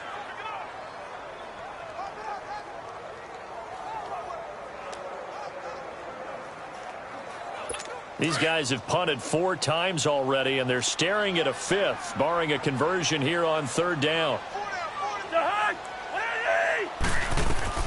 On 3rd down, Cousins. And that is incomplete. I think you put just a little bit too much heat on that one. When you throw it to the outside, you do have to be careful because you got to keep it away from the defender, but you also have to give your own guy a chance too.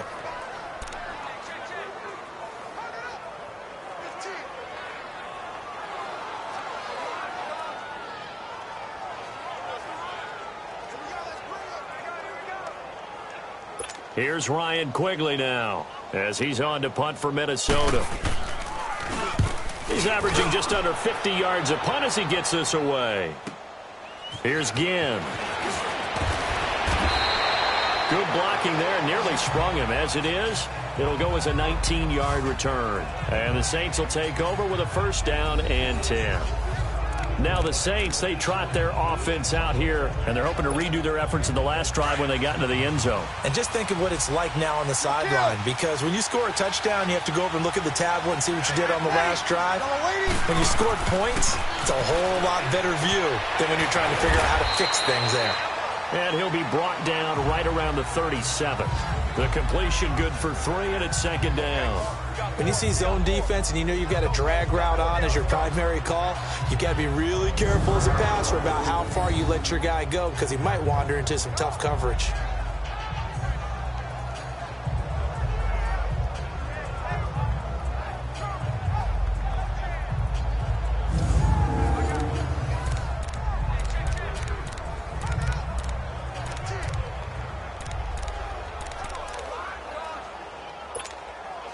That first down completion only netted him 3. Second and 7. Ready? Breeze now to throw. Firing quickly here, and that's complete. And he'll be taken down at the 46-yard line. His 5th catch tonight, and it's good for a first down. I think that's a big pickup for a first down, because when you run a drag route against zone, you're sometimes asking for trouble because you might run into a defender. Yeah, well, there they ran into a first down, executed it to perfection.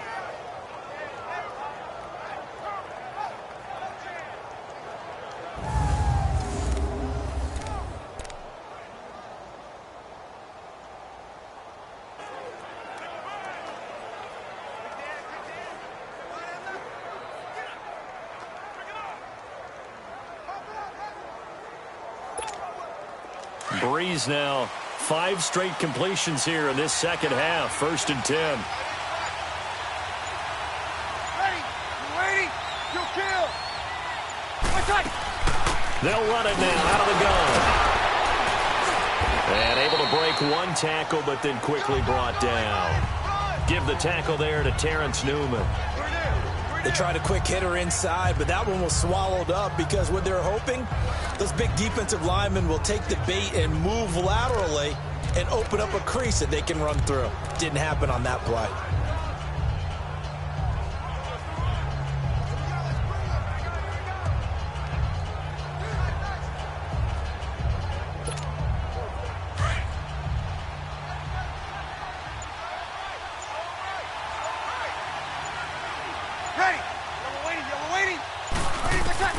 Now Breeze throwing on second down. The killer here is complete. Takes this to the 45. Broken tackle. Bought him a little extra space. The reception good for 7. It's third down.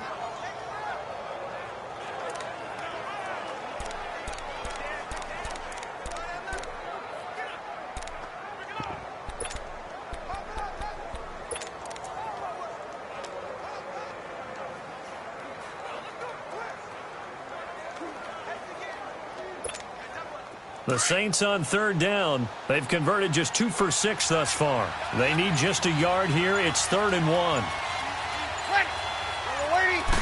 On the keeper, it's Breeze. And they will touch him down, but not before he gets the first. He'll wind up getting 2 there as he does it himself and picks up the first. Well, they pick it up on 3rd and 1 on the quarterback sneak, and that's not easily done because there are extra bodies in there on the defensive side, and they're moving forward at the snap. Yeah, I was certainly expecting a handoff, weren't you? Yeah, I totally was. I thought they'd go with a back, maybe try and get a lead blocker in front. But as you talk about in different games, those guys with confidence in their offensive line, they just want to move forward and get it. A couple of first downs, has the football positioned at the 43 as they come up 1st and 10. Breeze leaves this one with Kamara. And down to the 36-yard line here. 7 yards on the pickup there, and it'll leave him with a 2nd and 3.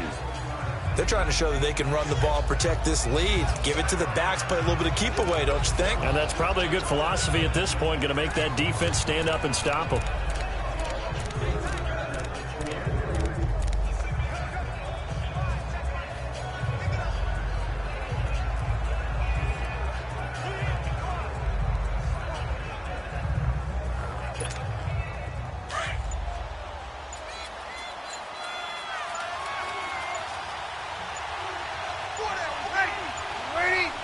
Snap comes at 1, and now Breeze.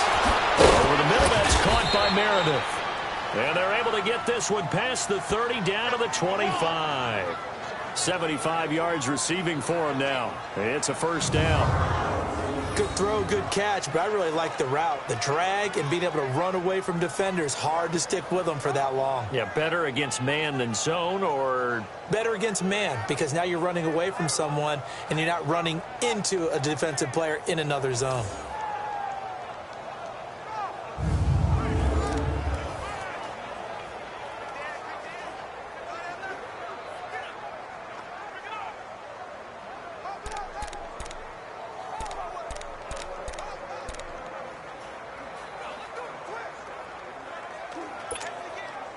Breeze now perfect since the second half started. 7 of 7. It's 1st and 10. Ready! Ready! Now a handoff. Here's Kamara. Open space inside the 10.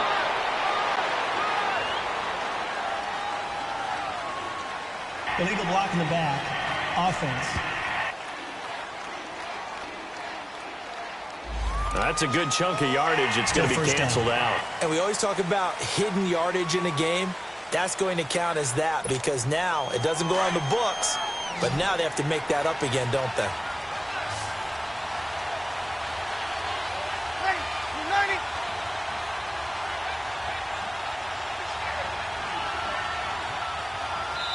And now we won't see a play on first down. We're going to get a timeout instead.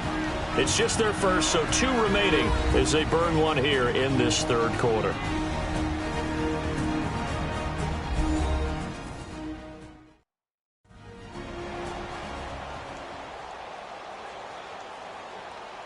So the offense takes the timeout, and they are back out and ready to rock.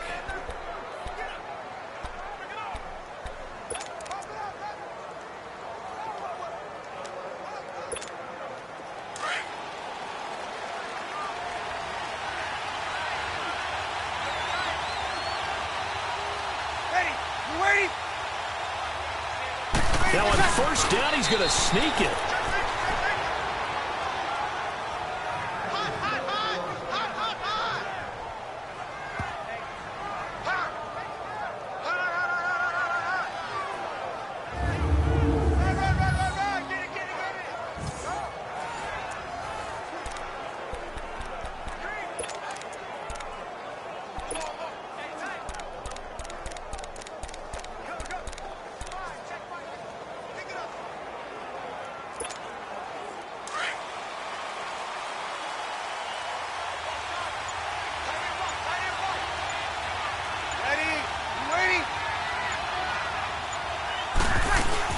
They'll run it now out of the gun. And he's going to fight his way forward here for a modest gain. He'll get a nice chunk there on the first down run, and it's 2nd and 4. Setting in with this drive, because when you see that type of a run, I get the feeling the defense getting a little bit tired. And that's the last thing they need, especially when they look up at the scoreboard.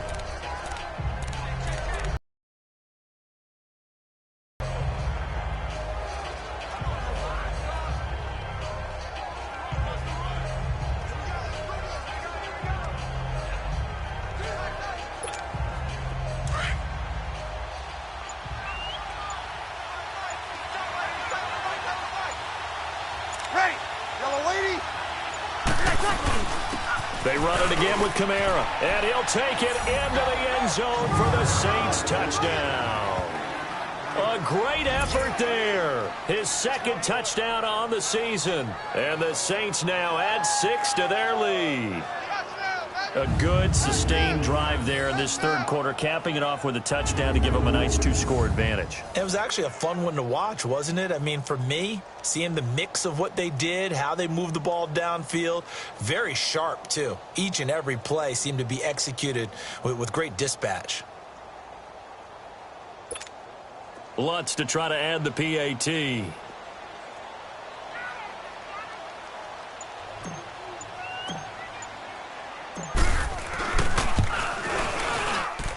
Lutz with the extra point, and the decision to just kick the extra point winds up successful. So that one a pretty time-consuming 10-play drive, and the capper came from Alvin Kamara on the touchdown run.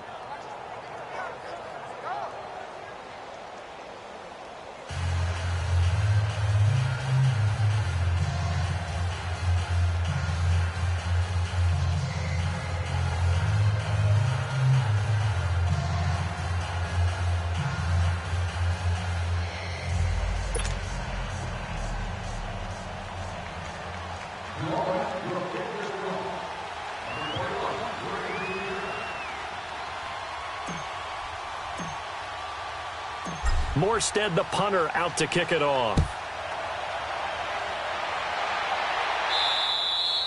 And that'll carry over the back line of the end zone for a touchback. And now out comes Minnesota. And down on the scoreboard, certainly needing to avoid what happened on the last drive, punting the football. Sense of urgency has to take over for them here. They know the score. They know the situation. And by the way, the punter no longer exists for their offense. That's how they have to treat this drive. They need points. Big time.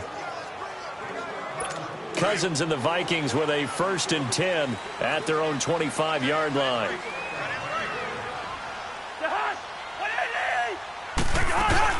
Here's Cook as they begin on the ground. And not a whole lot doing there as he'll get it up to about the 28-yard line. A gain of 3, 2nd down. Well, it's time for them to be good teammates right here. And what I mean by that is possess the ball for a little while. Get at least 2 first downs. Give their defense a chance to settle down a little bit after they give up a touchdown.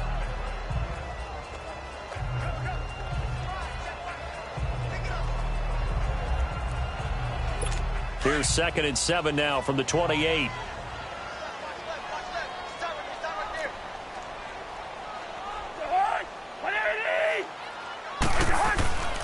They run it again with Cook. And not much. Maybe a yard up to the 29.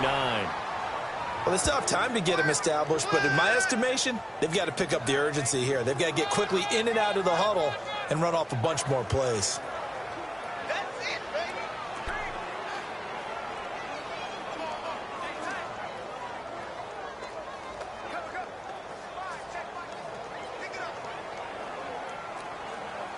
These guys have punted 4 times already, and they're staring at a 5th, barring a conversion here on 3rd down. Cousins from the gun on 3rd. And this is going to be incomplete.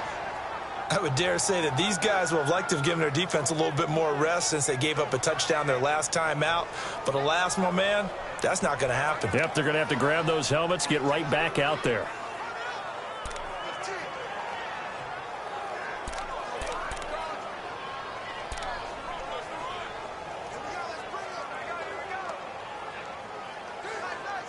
Here's Ryan Quigley now. He's been terrific so far. He gets this one away, and boy, it's another boomer. Now it's Gibbs.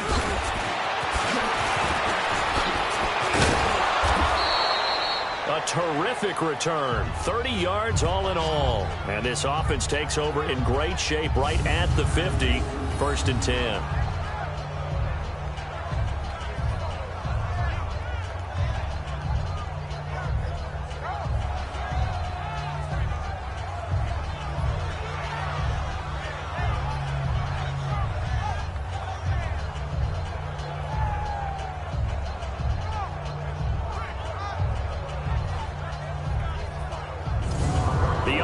And Alvin Kamara heading back onto the field. He's had a good performance, moved the ball effectively on the ground. Of course, he has the 1 touchdown. And when you're able to move it as effectively as you've described, That leads to finding a way into the end zone, and now he's just trying to do it for a second time. And, of course, with that comes additional yardage. Yeah, looking for additional yardage, and again, that second score here in the third quarter.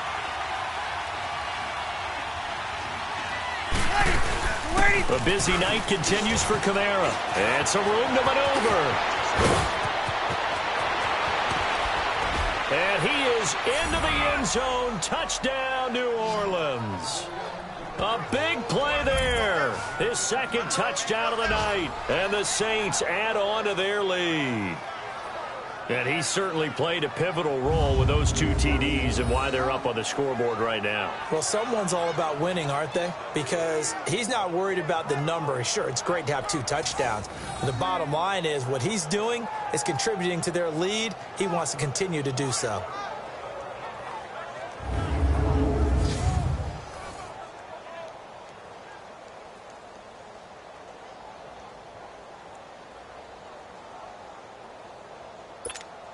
Lutz will look to add the extra point.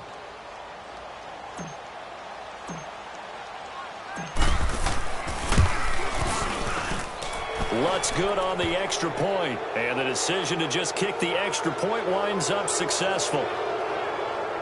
I'm not sure if they drew that play up to score, but it scored indeed. One play on the ground and into the end zone for 6.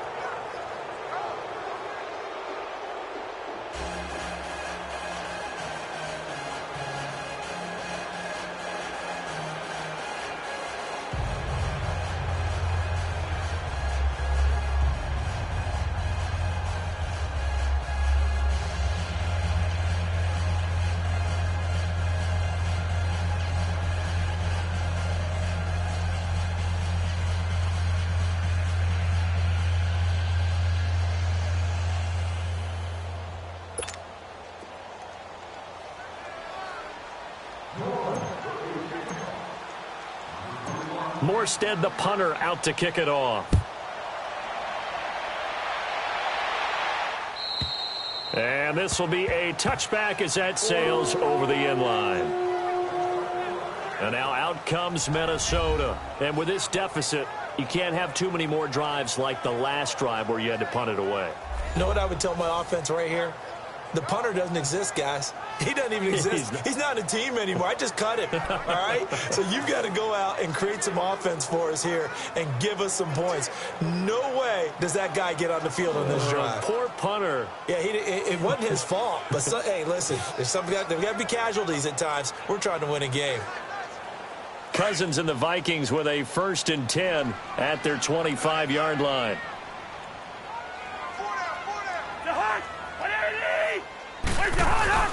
Now a play fake here on 1st down. Going deep for Diggs. And that's caught inside the 35. And he'll be down deep into New Orleans territory. Cousins finding Diggs on a big one. 58 yards. And at this stage, down in the second half, looks like they just wanted to find a way to get it in the hands of their playmaker, and they did. I think you're exactly right. I don't think the coordinator's looking at his play sheet and trying to figure out which play will work well. He's trying to figure out how to get the ball to the playmaker that you just described. Looking down at that sheet, you find people plays, not necessarily X's and O's, and that's exactly what they did there.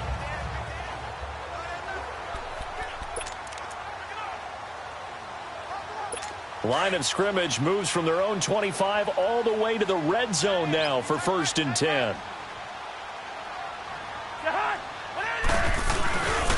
They run with Cook. He's been busy tonight.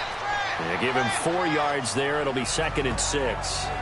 Brandon, all things considered, they have to feel pretty good about getting that type of a gain considering the blitz that they just had against them.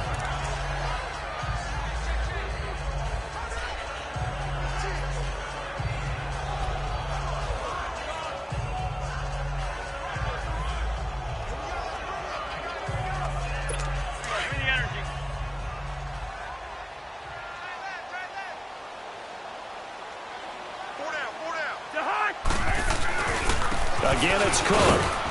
And he'll get this one down to about the 10-yard line. 3 yards is half of what they needed. Now can they get the other 3 here on 3rd down? We know that old expression, it's not my night. It hasn't been his so far. I don't know if the legs are a little bit heavy. Sometimes having to hang out all day and play doesn't exactly play to your advantage, but it's been a tough go for him. And every time he looks up, somebody's there defensively. That was the same case on that play. In need of a conversion on third down. They had the big play to start the drive. Not much sense.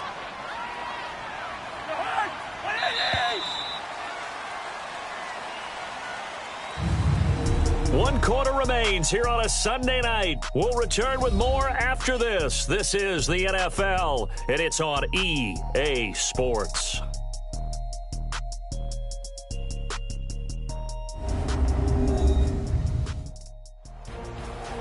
And we return, welcoming you back to Minneapolis.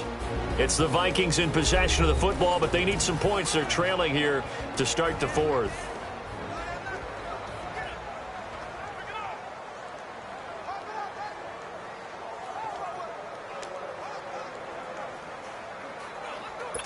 And on 3rd and 3, they decided to go with a dime package. Yeah. 6 DBs. Yeah, you're right. They've got 6 out there.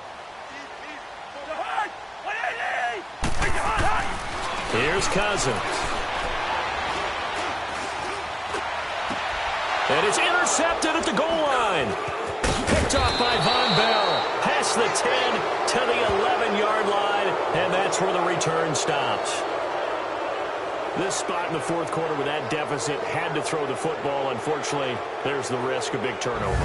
And you know you're going to be throwing against nickel, dime, all sorts of exotic defenses, but you have to do it anyway. Ordinarily, you might want to run the football a little bit, try and get them out of it. But as you noted, this time of the game, this point on the clock, had to throw it.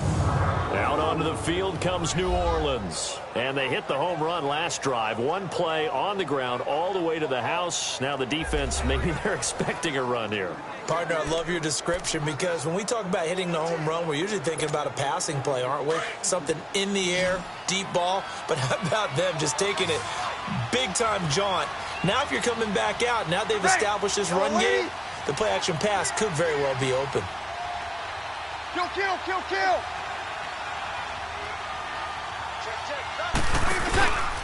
They'll run it now out of the gun. Credit him with a 1-yard gain there to make it 2nd and 9. But Brandon, pace comes into play now because they've got the advantage. They've got the football, but they've got to be very careful about what speed they're going to play. You know, my music teacher back in New Paltz, Mrs. Bythema Bagley, used to say, don't go prestissimo when you really want to go largo. And what she meant by that is don't go too fast when you really want to go at a nice, slow, deliberate pace. I am speechless. I am without speech. Ready. Yellow lady. Ready, what's that? Again, it's Kamara. Nifty move. So a nice job to break the 1 tackle, but not much daylight after that as he's brought down.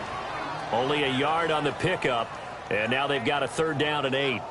Bottom line, they want to keep this clock rolling, so they'll take that one right there. They just want to keep falling forward, and they want to put the onus on the big fellas up front in order to bring this one home. The Saints on 3rd down, 3 for 7 so far in this game. This is 3rd and 8.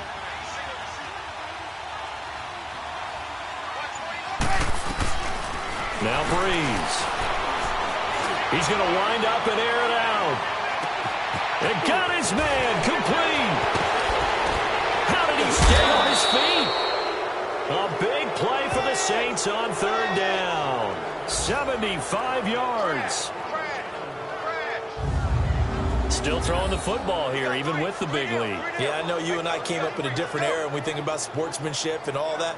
Other people think about fantasy points and getting their numbers. That's all they care about right now.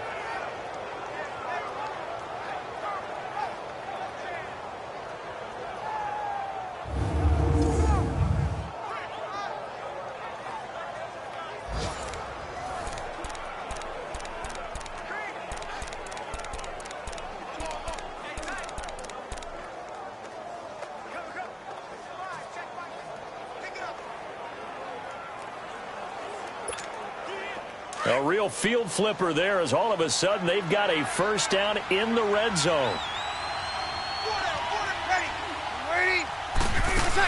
This is Ingram on 1st and 10. He'll get this down inside the 10 for a pickup of about 3. Well, that call makes sense because they've been throwing it well on this drive, and once again, they show passing formation, showing the shotgun. Then they ran out of it. That's a nice play by them defensively, though, to hold it to a short gain.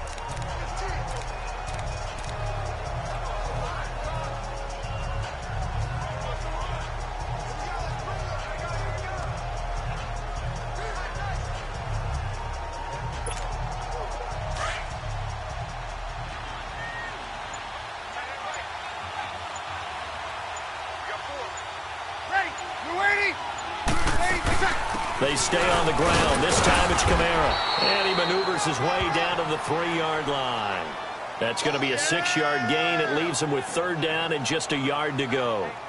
And he continues to pile up the yardage. That puts him over $150 now. And this defense has really had its problems trying to keep him contained.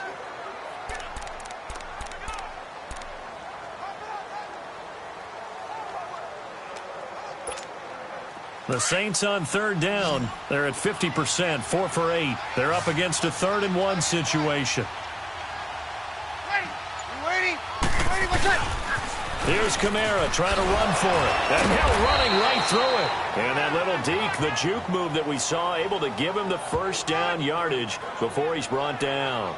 Just a yard, but that's all they needed. And by the slimmest of margins, it'll be 1st and goal. How about this offensive line? They're really starting to establish themselves, take over this game. And before the series began, I know exactly what was said in the defensive huddle. Guys, we got to get no less than a 3 and out. Let's get off the field. Instead, they can't find any traction towards doing that. Right now, they're just getting muscled all over the field and getting pushed down it.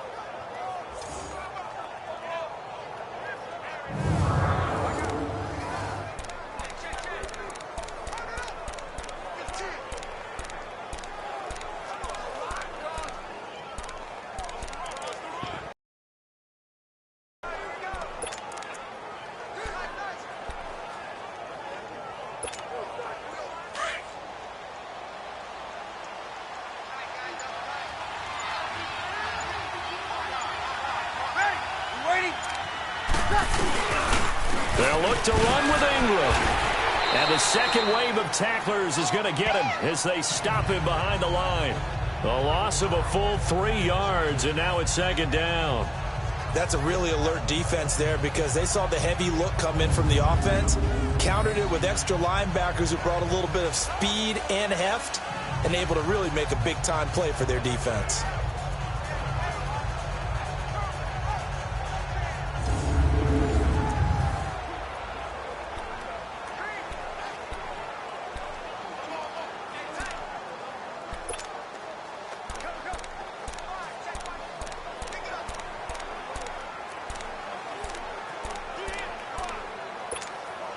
Back at the 5-yard line now, 2nd and goal.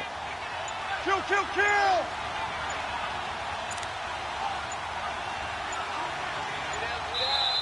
The play clock getting low, so Sean Payton says let's take a timeout. That's going to leave him with just 1 remaining here in this 4th quarter.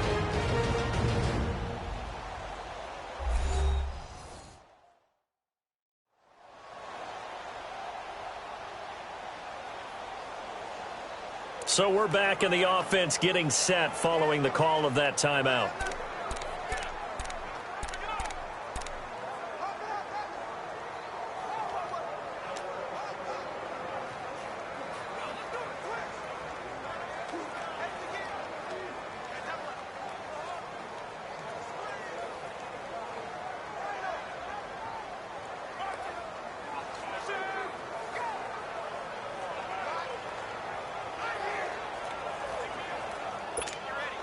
The line of scrimmage, once again, the 5 as they get ready for 2nd and goal.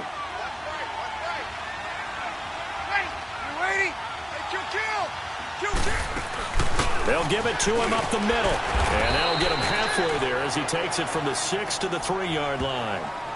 That didn't just feel like good defense there. That felt like pride, didn't it? He's already gotten into the end zone twice, trying to get there for a 3rd time. No one likes to have the hat trick against them. The Saints on 3rd down, 5 out of 9 thus far. This is 3rd and goal. Ready? You ready? What's up? Now Breeze. And a loss of 3 to bring up 4th.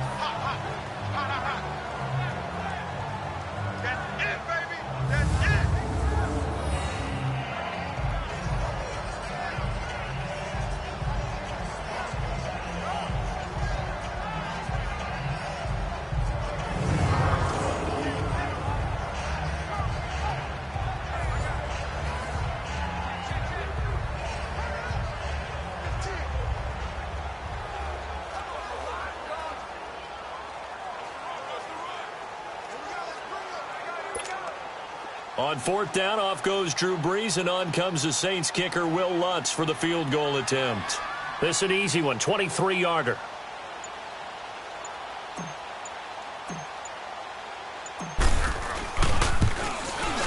And Lutz's kick is good. And that will extend their lead even further. So it's 3 more points, and that widens this thing out even further here in the fourth. And you know, in this league, you can never have enough points, but this widens it out, as you said, and now it's all about ball control, isn't it?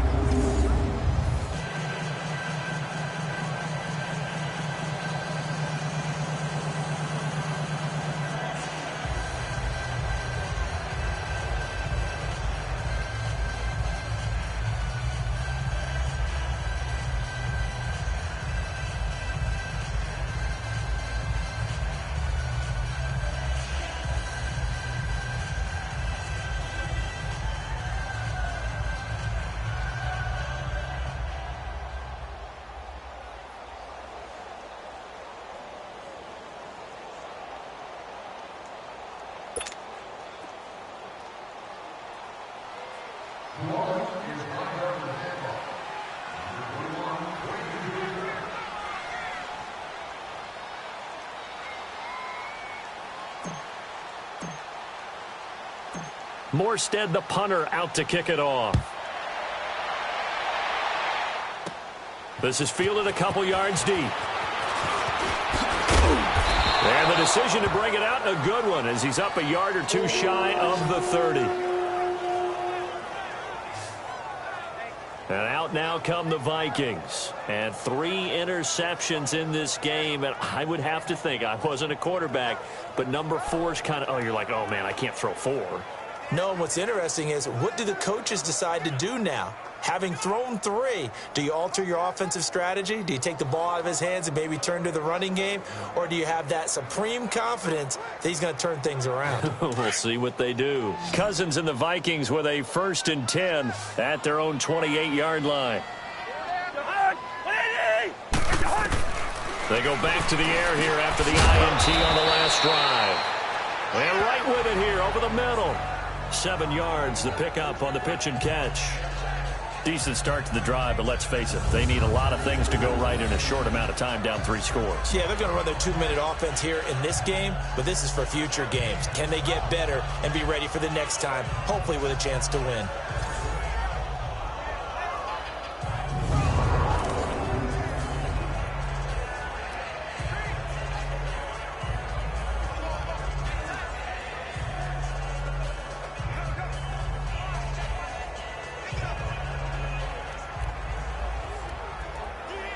Able to get 7 on that first down pass play. 2nd and 3.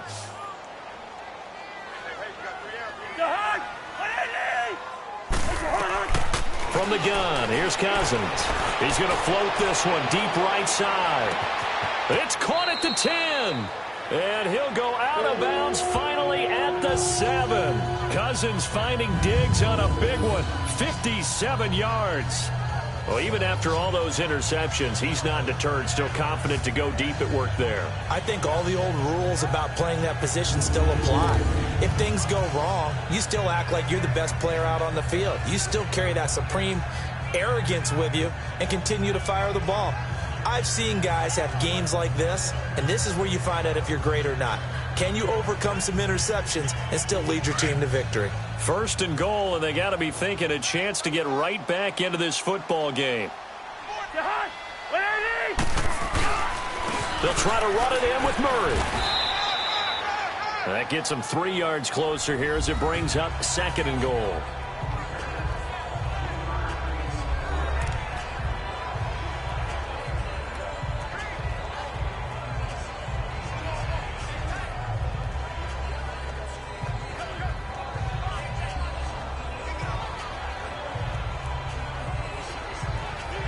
And the ball smack dab on the 5-yard line. Here's 2nd and goal.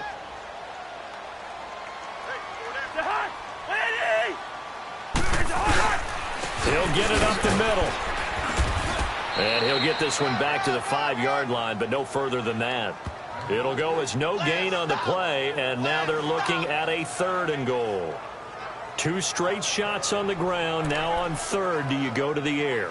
I think the possibility exists, and if you're doing it, you're probably going play action since you ran it twice. But I often think that second down is the time you go play action and throw the ball.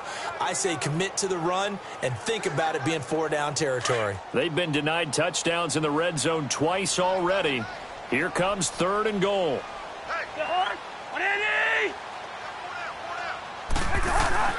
Cousins now. The quick slant caught. And he'll be brought down right on the edge of the goal line at about the 1-yard line. They're able to hold him to 3 there, and that leads to a 4th and goal. Completed pass brings up a 4th down situation. Do you play analytics on this one? Well, you know, what do your analytics tell you about going for it here? I wonder what they would say. They tell me you're down by this margin 4th quarter, you're going.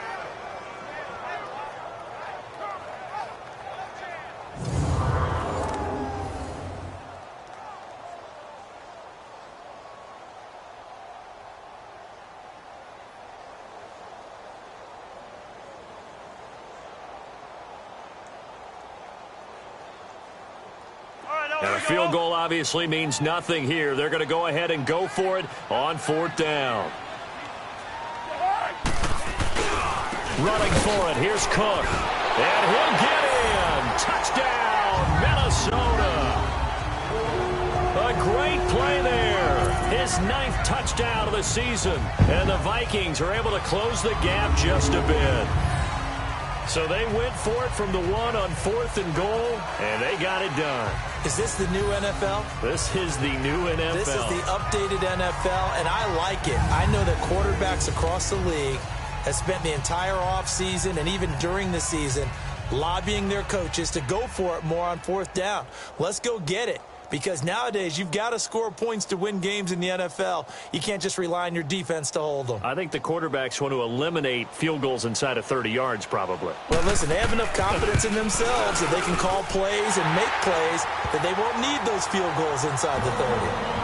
Extra point by Carlson, up and good. And that cuts this lead down to 13. A drive that time of 6 plays. And it's capped off by the touchdown run coming from Dalvin Cook.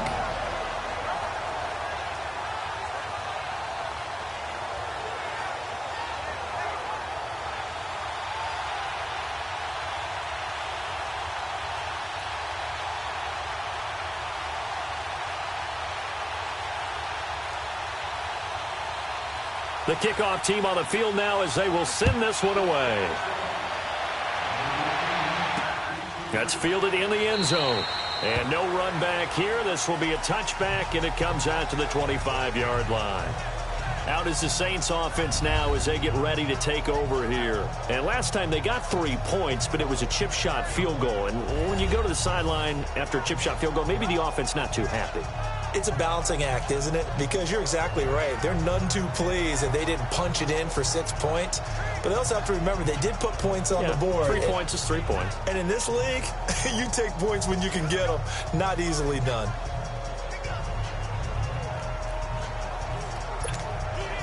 So Bree's going to lead the Saints up here 1st and 10 at their own 25-yard line.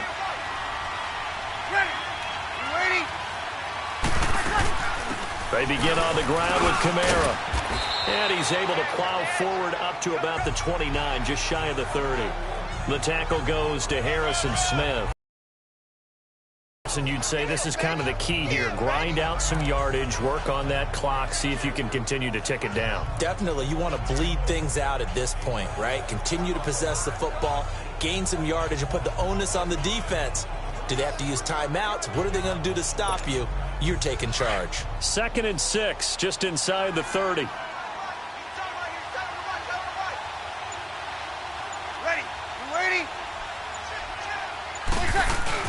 Breeze to throw on 2nd down. Rush coming, and he's taken down. Ben Gideon in there to drop it for his 2nd sack now here tonight. Brandon, if I'm an offensive coordinator and I see an all-out rush like that, I file it away because I'm going to use their aggressiveness against them as this game goes on. I'm going to hit them with a screen soon.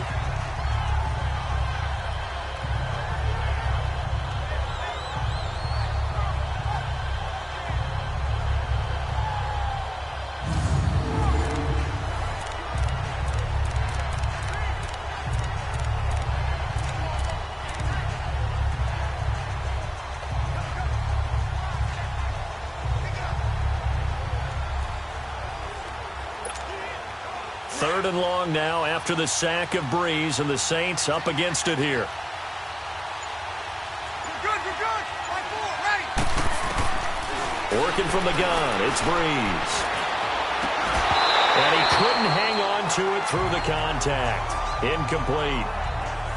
Those passes out that far wide always make you hold your breath a little bit. Felt like it was in the air for a while. What it does is allows a defender to gain some ground, come from a long distance, and have a chance to affect the pass.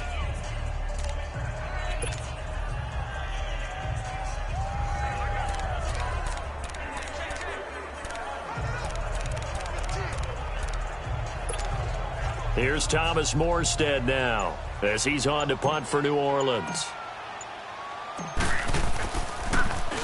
He steps into this one, and this is a rocket. And this one hits at the 1, continues on into the end zone for a touchback.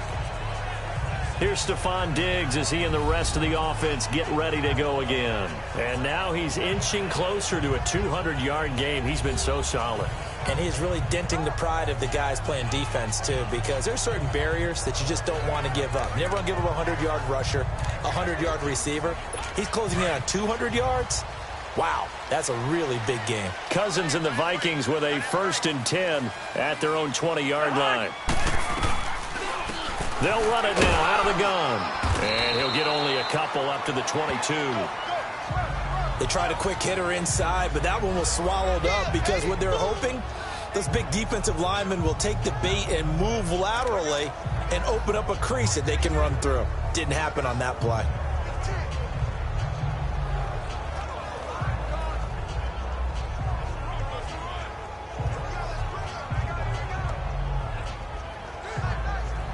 From the 22, here's 2nd and 8.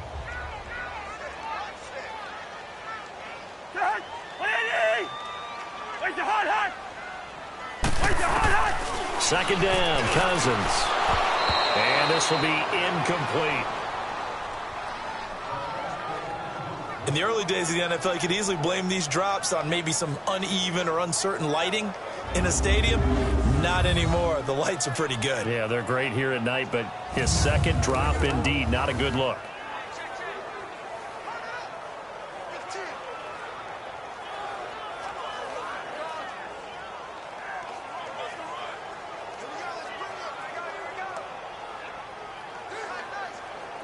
So the failure to connect on 2nd down, that leaves them staring up here at a 3rd and 8. They'll run it now out of the gun. And not too much going there as he'll get it up to the 23-yard line. Just a yard on the run there, and that's going to bring us to a 4th down.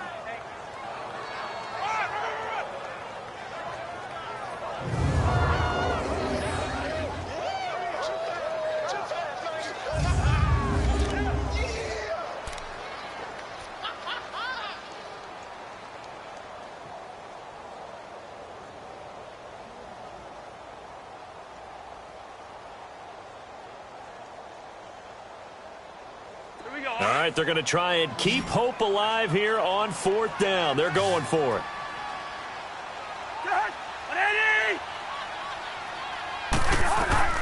Got to try it here. He's back to throw. And he bats it away, and it falls down incomplete. A hat tip to P.J. Williams there defensively, making sure that one didn't find its target. So still over 3 minutes remaining in this game, but boy, not getting that one, that hurt. That's a little bit demoralizing, so they have to be careful about that because still have an opportunity if they can get some things done on defense. But now, since they've taken over on downs, a team with the ball, guess what? Going to 4-minute offense, maybe they can put this thing away. Out onto the field comes New Orleans. But they can thank their defense for another stop. And now look at the score, where they've got the football. They're looking pretty good. They're looking excellent because now you're thinking to yourself, let's just take some time off the clock. Work it down. And, of course, you put another touchdown on the board, you can pretty much say bye-bye to this one. Play calling here can be a little bit more conservative because of the lead. A little bit more conservative. The biggest thing, everyone understands how to get the ball downfield and how to stay in bounds and make sure the clock keeps running. Breeze on the draw, gives to Kamara. And for one of the first times tonight, he's going to be held up at the line of scrimmage. Call it no gain on the play, and it'll be second down. And when do they start thinking about burning these timeouts? They've got all three still defensively. To me, you have to start right now. Here's the time, and that means you've got to stop them on defense, not give up the yardage, use your timeouts in order to get the ball back and try and score yourself. But now is the time to start using those timeouts. And keep in mind, it'll also stop the clock at the 2-minute warning. That catch good for 5. It's third down.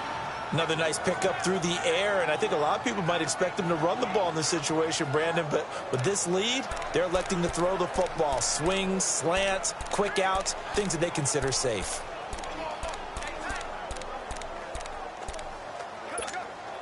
The Saints on third down. They've converted 5 times in their many chances thus far. This is 3rd and 4.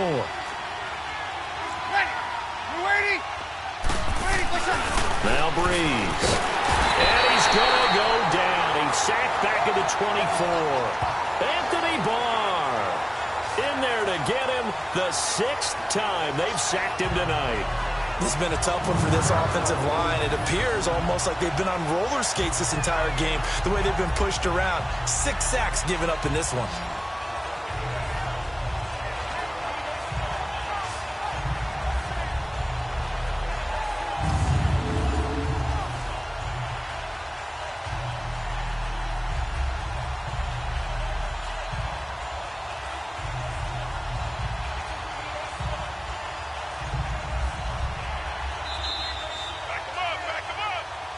Time for a break. We're back to finish this one off after this.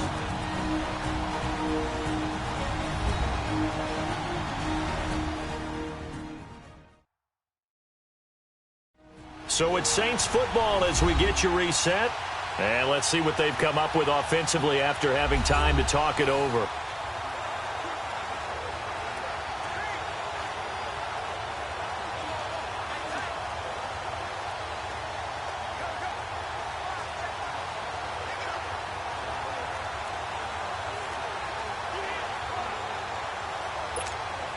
And for the second time tonight, his field goal unit comes out here. He hit his first, this one from 40 yards out. And Lutz puts this one through. And that will swell the lead to 16. So they settle for just the 3, but clearly right now anything helps trying to salt this one away in the 4th. Without a doubt, obviously a touchdown probably would have been the final nail to finish this thing off, but they still ate up time, got points. So while it's not mission accomplished, it's darn close.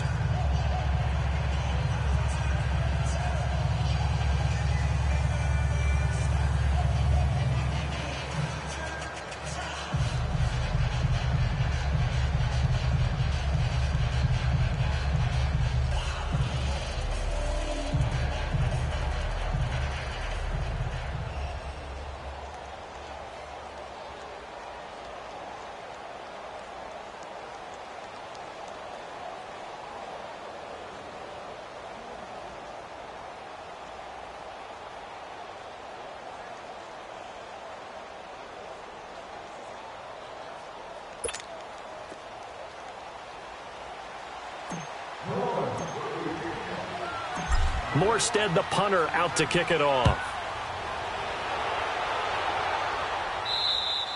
And this will not be returnable. It's out of the back of the end zone for a touchback. Now the Vikings offense gets set to take over here. And on that last drive, went for it on 4th, turned it over. But good job by their defense, though. They held them to 3, but this offense, they've got to be a little bit better, a little bit more careful here.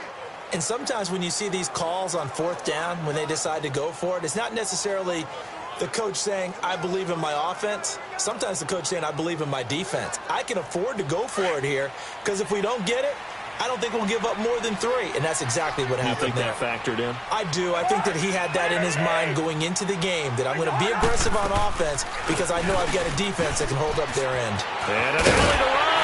And they get him down, but not before he takes it across the 40-yard line. 16 yards right off the bat and a first down. First down now, but that clock rolling. Cousins on first down. And his throw here's incomplete. Kendall Wright, the intended target. And it's second down. He started out having some troubles back in the first half connecting with his receivers. Really hasn't gotten a whole lot better. Yeah, he's at less than 50%, and you and I both know that just won't do. So I would think about spreading things out, putting it on the receivers, make them win those one-on-one battles on the perimeter, and find their way open. Here now is 2nd and 10, again from the 41. A second down throw for Cousins. He's got the connection over the middle to Diggs. And on 3rd and inches, we're going to get a whistle. 80 seconds to go in the ball game.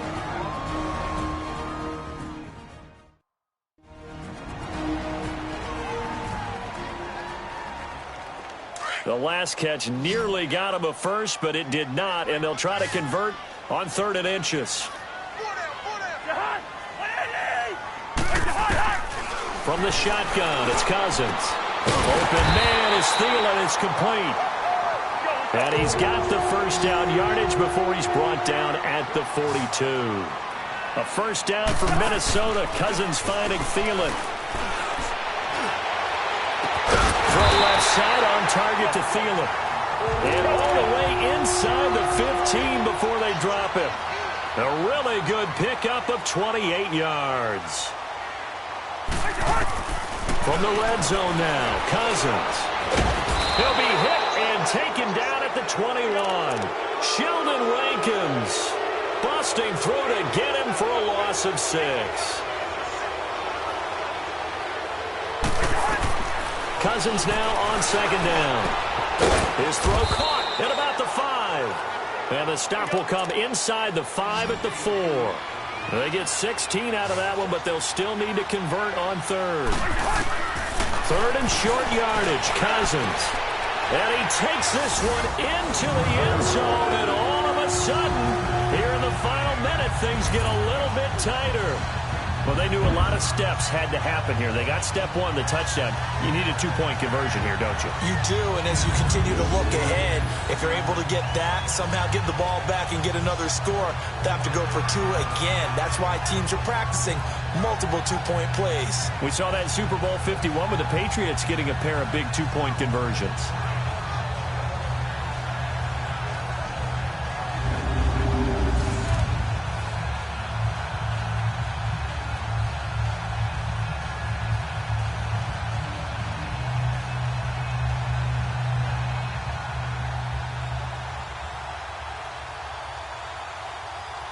All right, now a big 2-point conversion attempt still to come.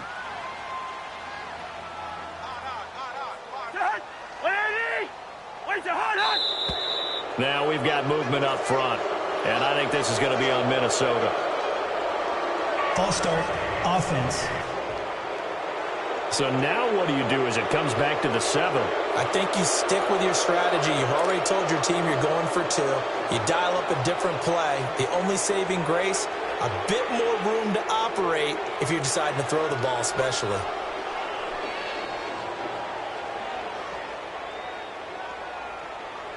Here we go now as we get set for a big 2-point conversion.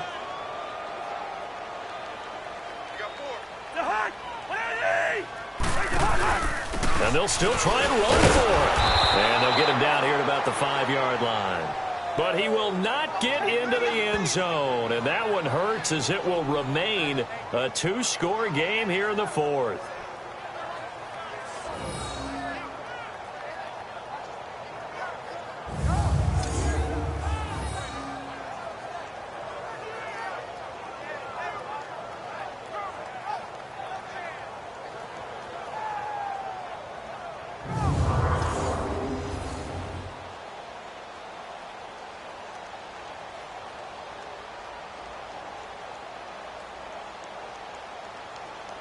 So time definitely not in their favor. Down 2 scores, but they'll try the onside kick. And this is going to be recovered by the hands team. And that should just about put a capper on this one. They knew they needed a miracle. They had to have that onside kick. They didn't get it. Well, as we knew, even before they put the toe to the leather on that one, their chances of getting that done, slim and none. And I do believe we saw Slim just leave the door, didn't we? We did indeed. I think we're down to none. The Saints offense now, they get ready to head back onto the field. 2 timeouts remaining defensively, but that shouldn't make much difference right here. It really shouldn't, but a lot of coaches look at it similar to baseball with the intentional walk. Always bringing in other sports. Always. Hey, listen, think about the intentional walk, right? What if one gets past the catcher? What if he uncorks a wild one and now you still have an opportunity? That's why they like to use them all the way through. Down to a knee here. The defense still with a couple of timeouts. We'll see if they want to use them. Another timeout called by the Vikings now as they stop it with 28 seconds to go in this football game.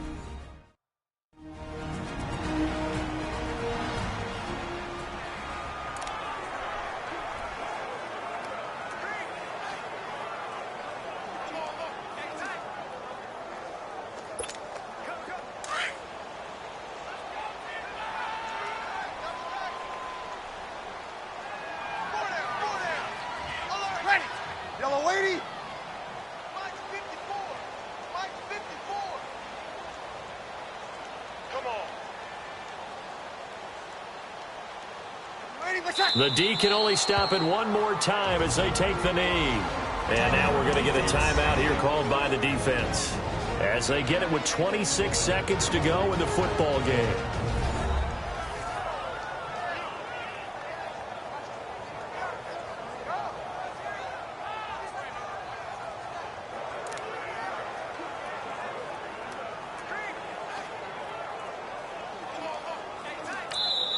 And now maybe they want some extra time to talk about this third and long play as we'll get a timeout. And as the two teams talk it over on their respective sidelines, we take a break.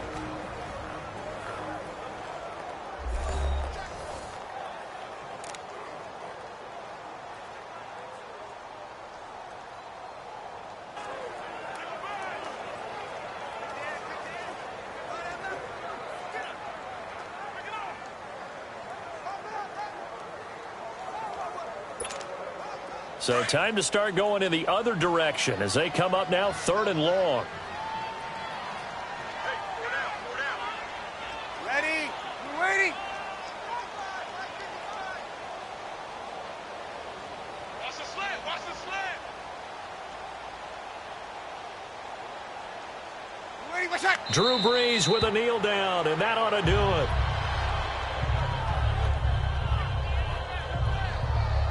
Yeah, it's fun to kneel down in front of your home crowd, but when you go on the road, that band of brothers attitude, right, just us against the world, and get it done, how happy are they? I remember a coach at a previous stop telling me, you get a win on the road, doesn't matter the opponent, get out of there like you stole something, and they did in this one. Well, I know at points in this one you wanted to close your eyes because of all the points that were being put on the scoreboard. You're a defensive guy, but it was a fun little track meet, wasn't it? It was, and you know the people who really enjoyed this game? They're the ones that like going to batting practice at the Major League Baseball parks, right? Seeing the 14-11 game, that sort of deal. That's right up their alley with what we saw in this one. So for New Orleans, they remain one of the hottest teams out there as the win moves them to 6-1. And they'll return home next week to take on the LA Rams. Meanwhile, for Minnesota, they drop back to 500 now at 4 up and 4 down. And they'll get a home date next